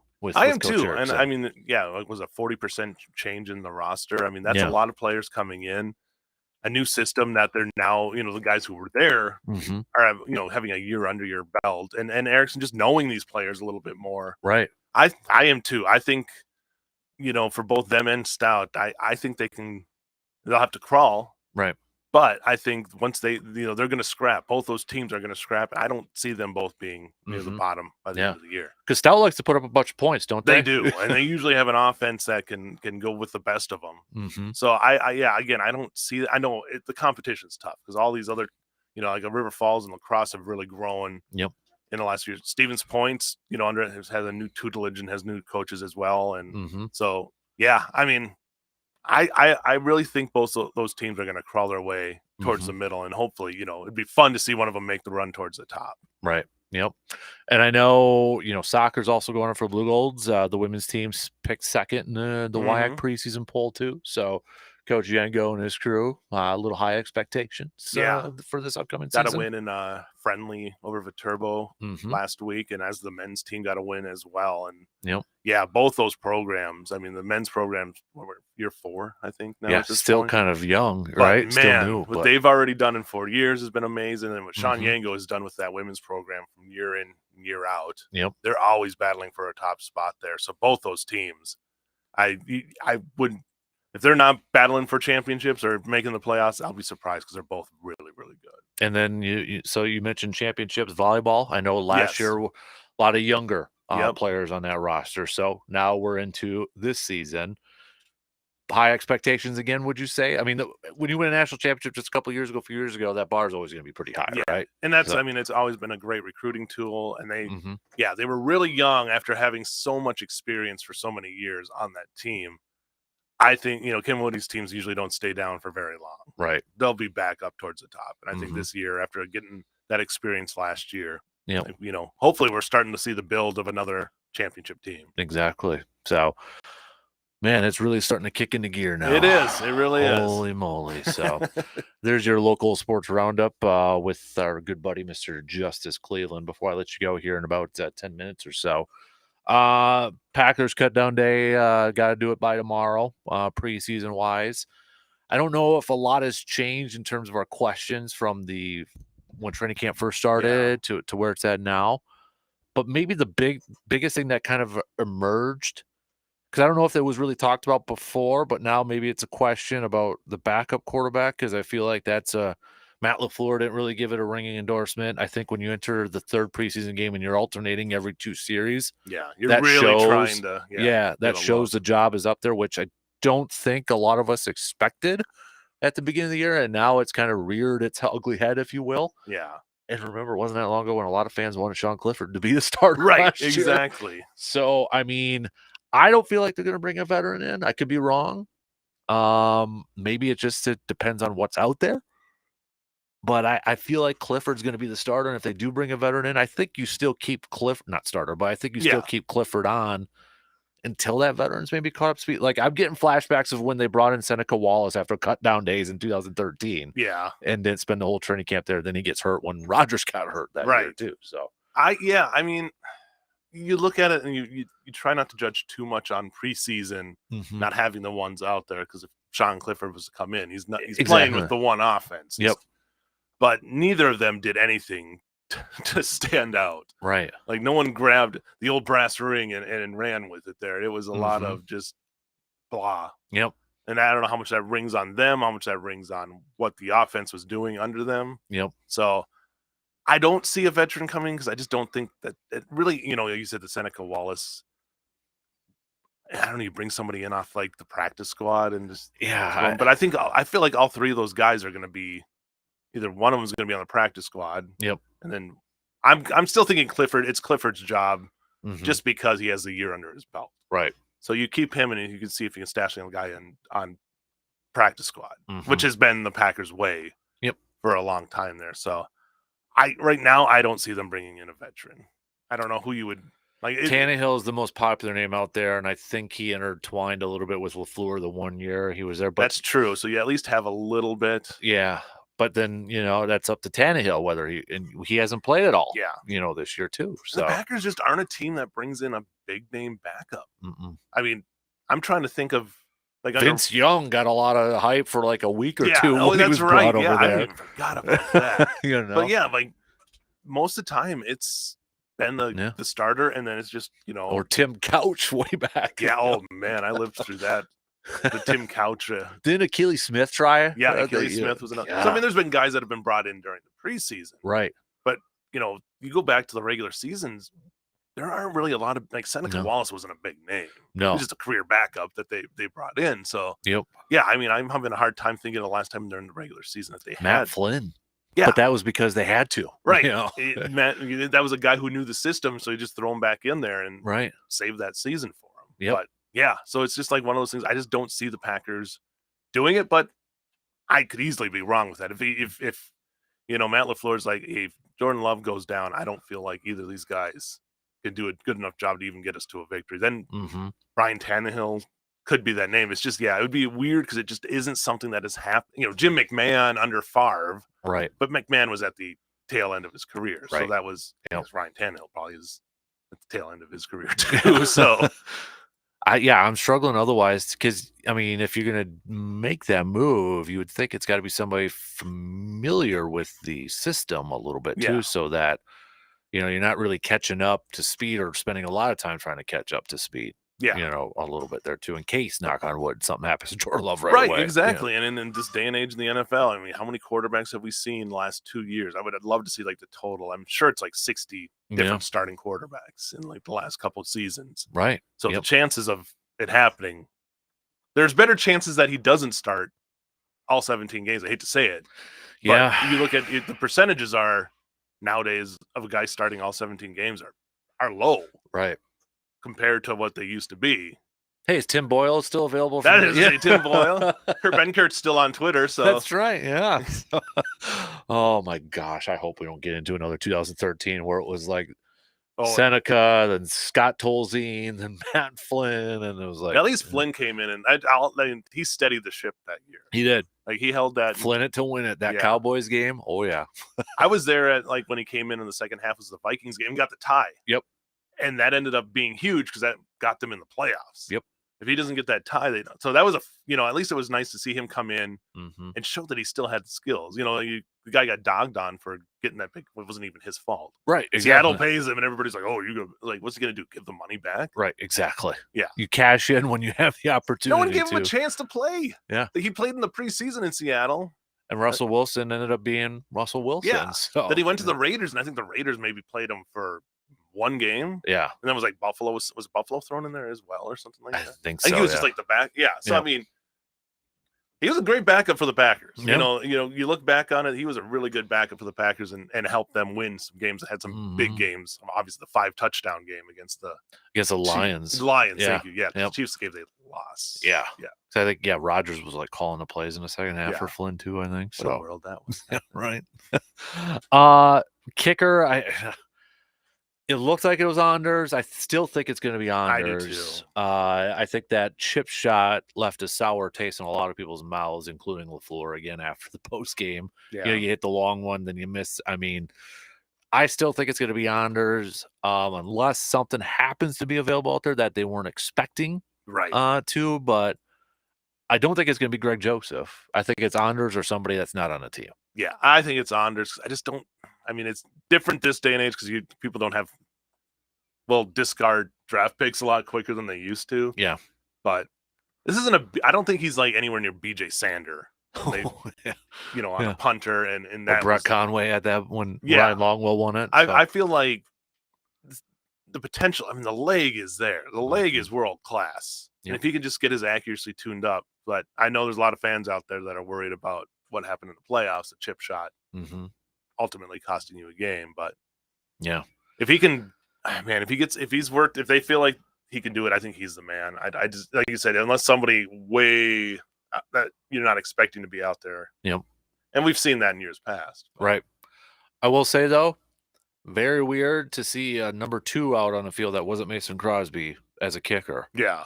That was really weird to see that. Is Mason still staying loose? No, he officially retired, didn't he? I Like think over so. the off Yeah. season. Is he I think working on his did. golf game now too? I mean, he was a big time Oh yeah. golfer. Well, that's so. funny because like Ryan Longwell was the same way. Right. Kickers. I mean, it's the same. It's Which the same makes sense, motion, right? Yeah. I mean, you got to factor in your wind and all Mhm. that, and the fades or the draws a little bit. So it's arms or legs. Yep. It's all in the hips, though. It's all in exactly kicking and golf. It's Yep. all in the hips. Yep. All right, just a few minutes left. Brewers, they win the series against Yep. Oakland, so a nice bounce back. We are looking at how Major League Baseball in these final Brewers have 32 games left. And I mean, you'd want to talk about races all across the board, lawnmowers all over the place. You want to talk about races all across the board here. I mean, the American League East, the Yes. American League Central with the Twins and the Guardians and the Royals. Houston's 4.5 up over Seattle. The NL West, I mean, Diamondbacks are not making it easier on the Dodgers right now. They're not letting it up. No, even the Padres too. Yeah. They're not dead yet. No. NL East, I mean, it's the Phillies. Braves are in that final wild card spot. Then you got the Brewers there. But, I know it's just one series over the weekend and such, but there was a stat I saw they popped up, and I'm like, okay, it was only August 12th, so it's not much, but they said starting ERA, Brewers were number 1 since August 12th, which, okay, what, 2 weeks? Not even 2 that's weeks not a over big there. sample So, size. but I think, we're starting to see some consistency. Colin Ray, though. Yeah. I was listening to the radio cast coming back from Green Bay, and I think it was Lane Grindle that said that. He's like, when Colin Ray's on the mound, you just have this like calming feeling. Like, and I think what he was trying to say was like, is he going to blow by you? No, he's not going to overpower you. He's not going to do that. He's kind of had that one game per month where everything just kind of exploded. But he said even that Dodgers game, when he allowed 7 runs, he still went 6 innings. Yeah. Where it's just like when he's on the mound and where he's going to get that start, you have that calming feeling like you kind of know what to expect with Colin Ray. Oh yeah, I think he's just he throws strikes Mm-hmm. and he finds he can find the corners, and yeah, then it's kind of a, I'm not going to go. I mean, saying Greg Maddux X is going way to that's the highest praise you can get. I gotta watch that documentary. Everybody says it was really good. Yeah, I've saw bits and pieces of that. It looks awesome too. But yeah, when he's out there, you're like, okay, he does what he does. Mm-hmm. It's not the feeling you have when Freddie Peralta's out there, who's your quote unquote ace, right? Because Freddie can give up runs in bunches, yep, and it can come early. Mm-hmm. Colin's just been it's amazing. Like his control has been so great. It's still one of those like, you almost still when he throws, you're like, this day and age in baseball, how has he won as many games as he has? Right. Because you're so used to this day and age now. You don't see the guys who don't blow it by guys. Right. Yeah. But to have control, it's good to see that somebody can have control and still get wins in today's game. So yeah, it's been fun to see. I think still heading towards the playoffs, there's a lot of that unair of certainties, like when the Brewers match up against somebody else's aces. I'm more worried probably about the batters because that's just, we're like yesterday we saw it against the A's, right? You just have a shutdown. The top of the lineup couldn't do anything yesterday against the A's. Yep. You got luck. Willy Adames had another nice. Willy Adames has been playing just great. Right. Exactly. But you don't have much protection right now for him. No. And that's tough. Losing Yelich is such a big blow in that way that you lose protection for these other hitters. Right. Even Contreras, you kind of lose a little bit for him, and he's a contact hitter. So. Yeah, you have that missing void of that third hitter, right? I mean, we've seen Rhys Hoskins is supposed to be that guy, but Rhys has been just like hit or miss. Like, exactly. Literally, like go 0 for 28, hit a home run. Yep. Then go 0 for how many again after that? Right. Exactly. But that's kind of what you knew coming in with him. Yeah. Guys like Gary Sanchez, I've been more impressed by what Gary Sanchez has done than I ever expected to. I thought I didn't think he was going to make the team or even be on the roster. Mm-hmm. But when he's actually been in the lineup, he's been that, he's not even playing catcher most of the time. He's just DHing Right. a lot of it. So you got some of that. But again, they're scrappy. Right. And they know how to, and Pat Murphy knows how to make those moves. If it's bunting, getting guys and get runs in. Mm-hmm. So it's just one of those, when you get into the playoffs, they got to be so scrappy. Like they can't miss opportunities. Right. You're going to be, if you're going against Clayton Kershaw, that whole Dodgers staff, you're not going to have, every opportunity is going to be a small one.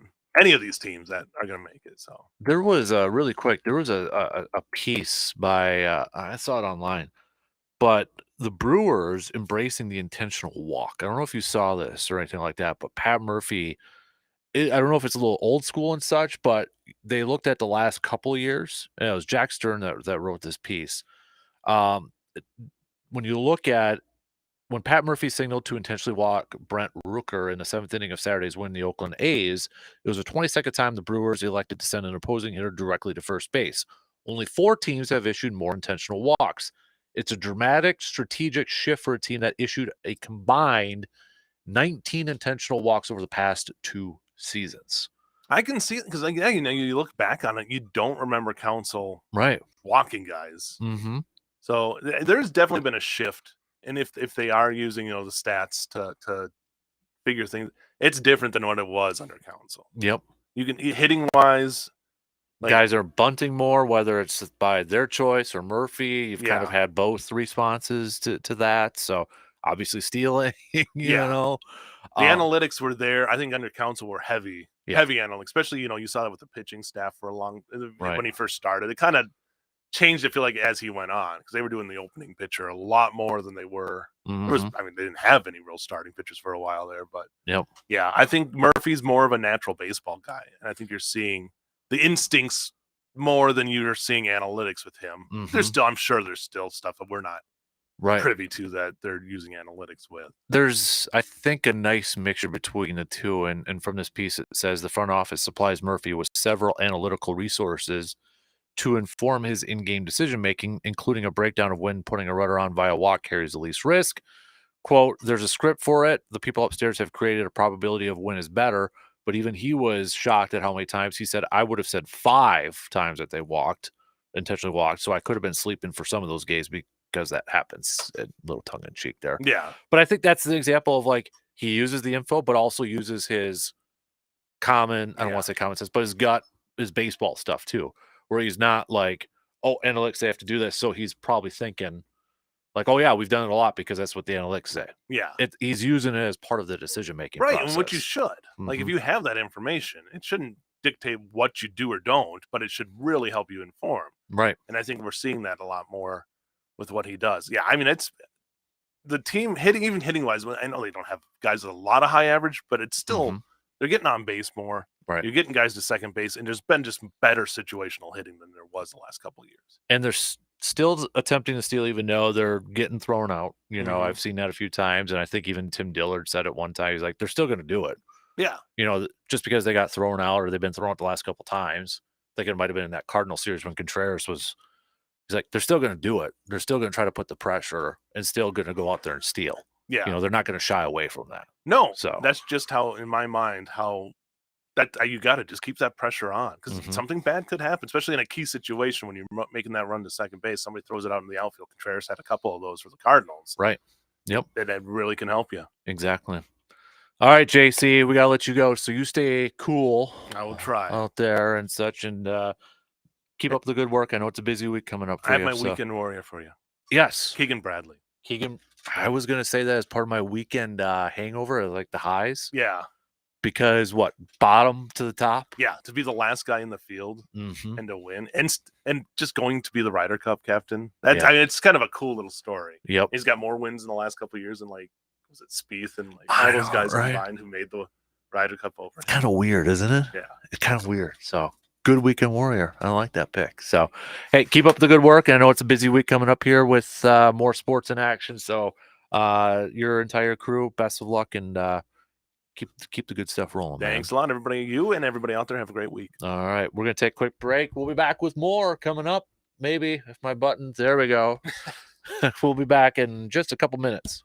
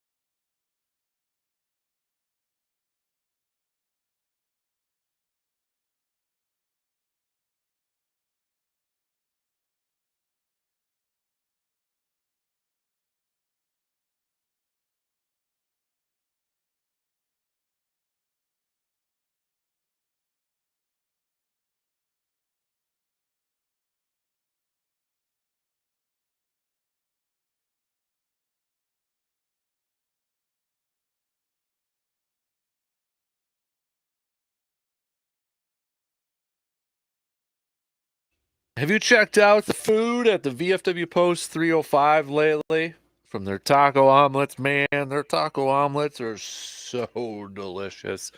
To their Friday fish fry, the menu at VFW has something for everyone. Plus, with their extended kitchen hours, they are your new go to place for a meal, good company, and good entertainment with music happening on Wednesdays and Saturdays.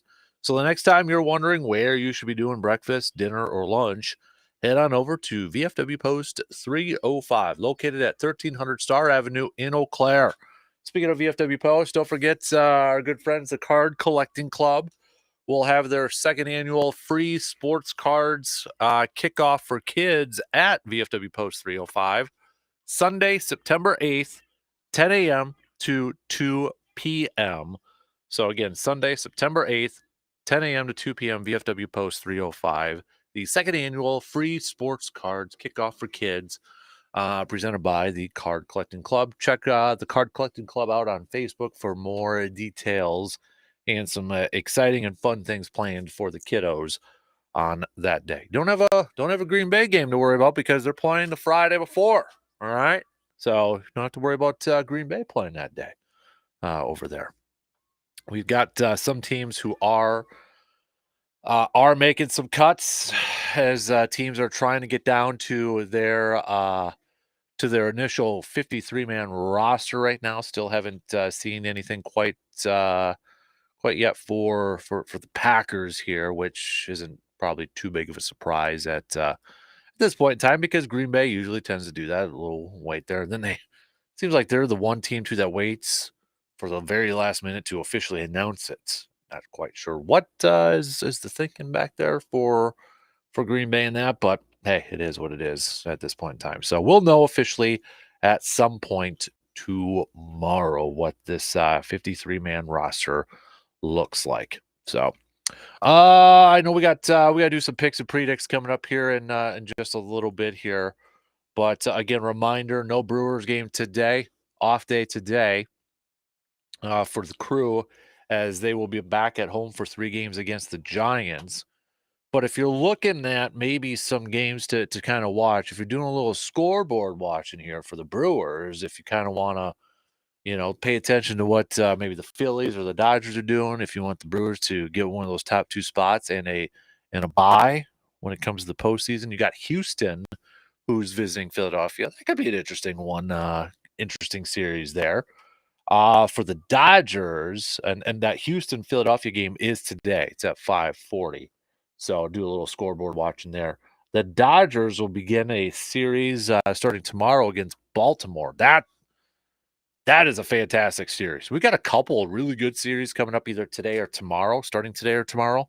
But that Baltimore and Dodgers series tomorrow, that's something to pay attention to. Dodgers trying to hold off these surging Diamondbacks and the Padres in the NL West and trying to hold on to that top seed in the NL. But Baltimore, they're in a battle with the Yankees not only for the AL East crown, but for the top seed in the American League too. So what a fantastic series that's going to be over there. The Twins, they're going to be welcoming the Atlanta Braves to Minnesota starting today. Braves are holding on to that final wild card spot right now, too. And then Kansas City at Cleveland today.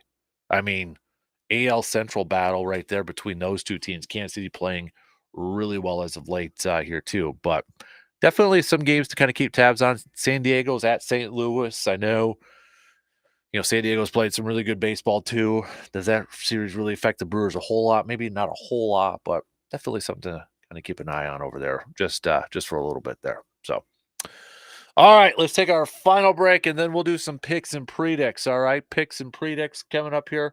We got some of those baseball games that I had mentioned. We'll pick some of those games and such, and maybe have some predictions ahead of tomorrow's cut down days in that. So, all right, final break for this Monday morning. We'll be back in just a skosh, just a couple minutes.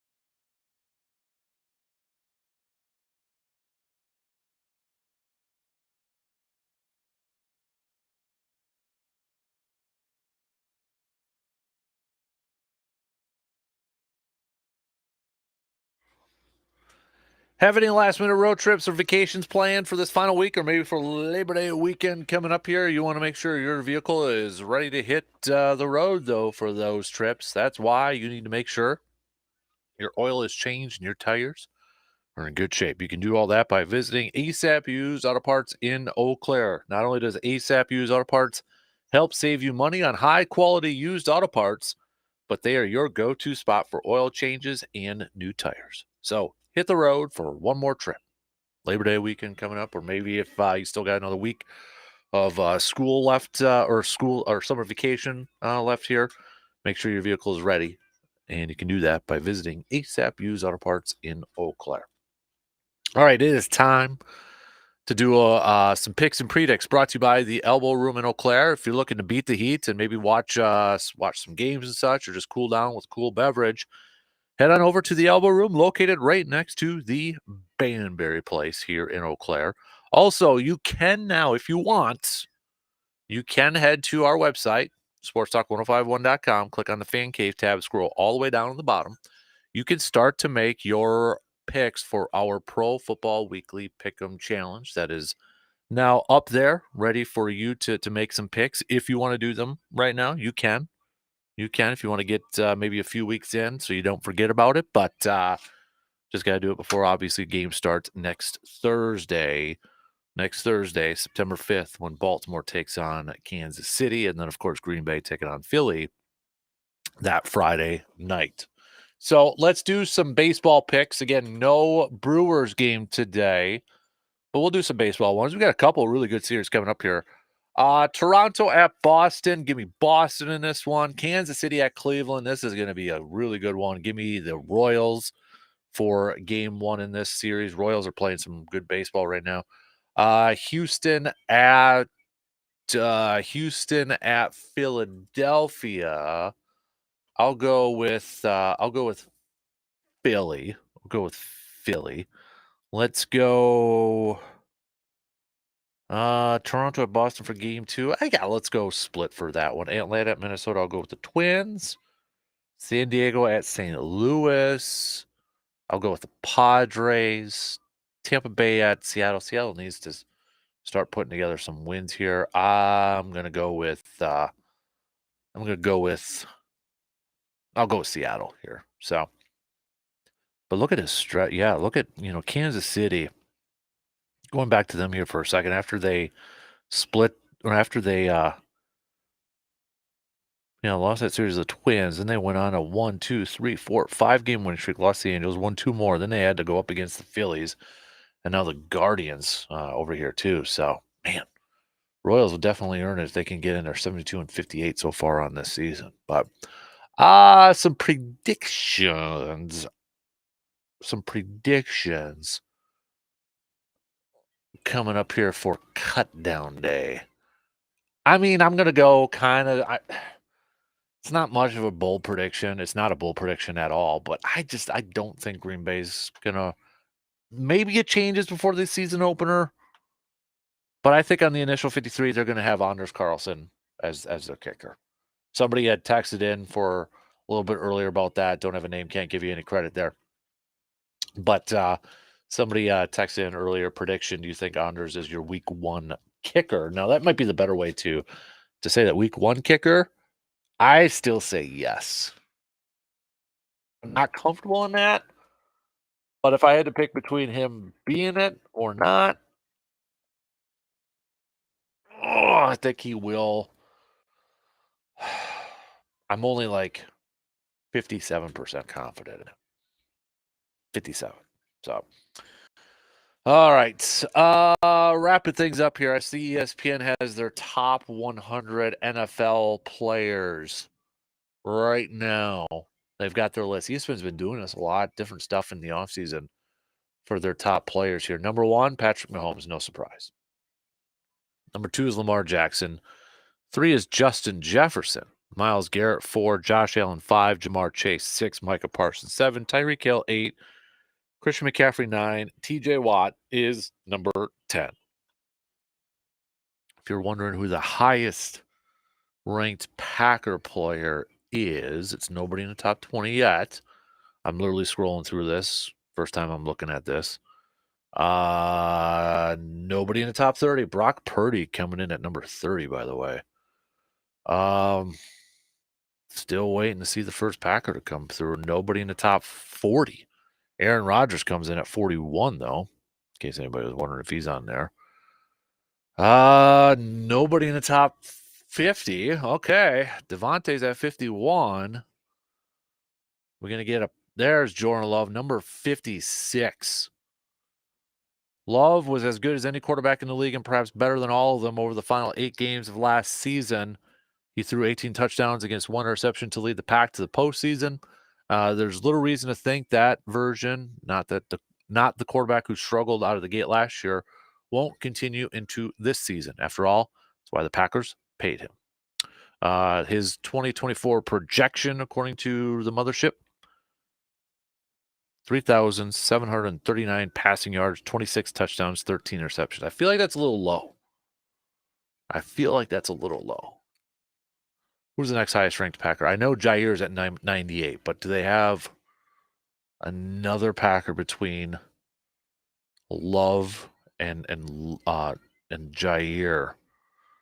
Right now, I'm in the 80s, and I don't see it. Doesn't look like it. So they just got 2 Packer players in the top 100. Jordan and Jair. Alexander seems poised for a turnaround, given how last season went with the injuries and a 1-game suspension for conduct detrimental to the team. He played in 7 games in 2023.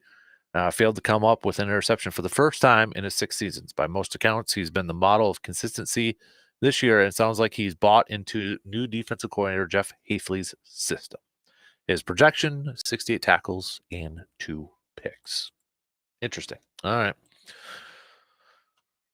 Who else should have been in there? What other Packer player should have been in there? Kenny?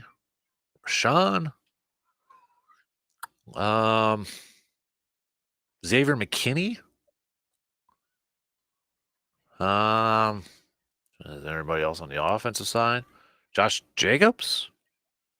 I'm surprised Josh Jacobs wasn't on there. Jonathan Taylor came in at number 90. Maybe I missed it. Could have scrolling by too fast or such, but those probably would have been the players I was maybe a little surprised at.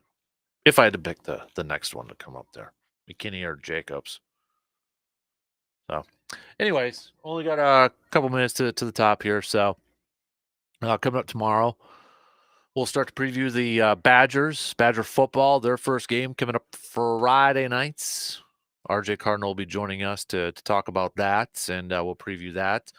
Week 0 of the college football season's in the books. We already have an upset of Florida State falling to Georgia Tech overseas in Ireland there. So, but we'll preview the Badgers and their first game of their season coming up on Friday night. That's coming at you tomorrow. Tomorrow is also a Grind My Gears Tuesday. ASAP Used Auto Parts Grind My Gears Tuesday.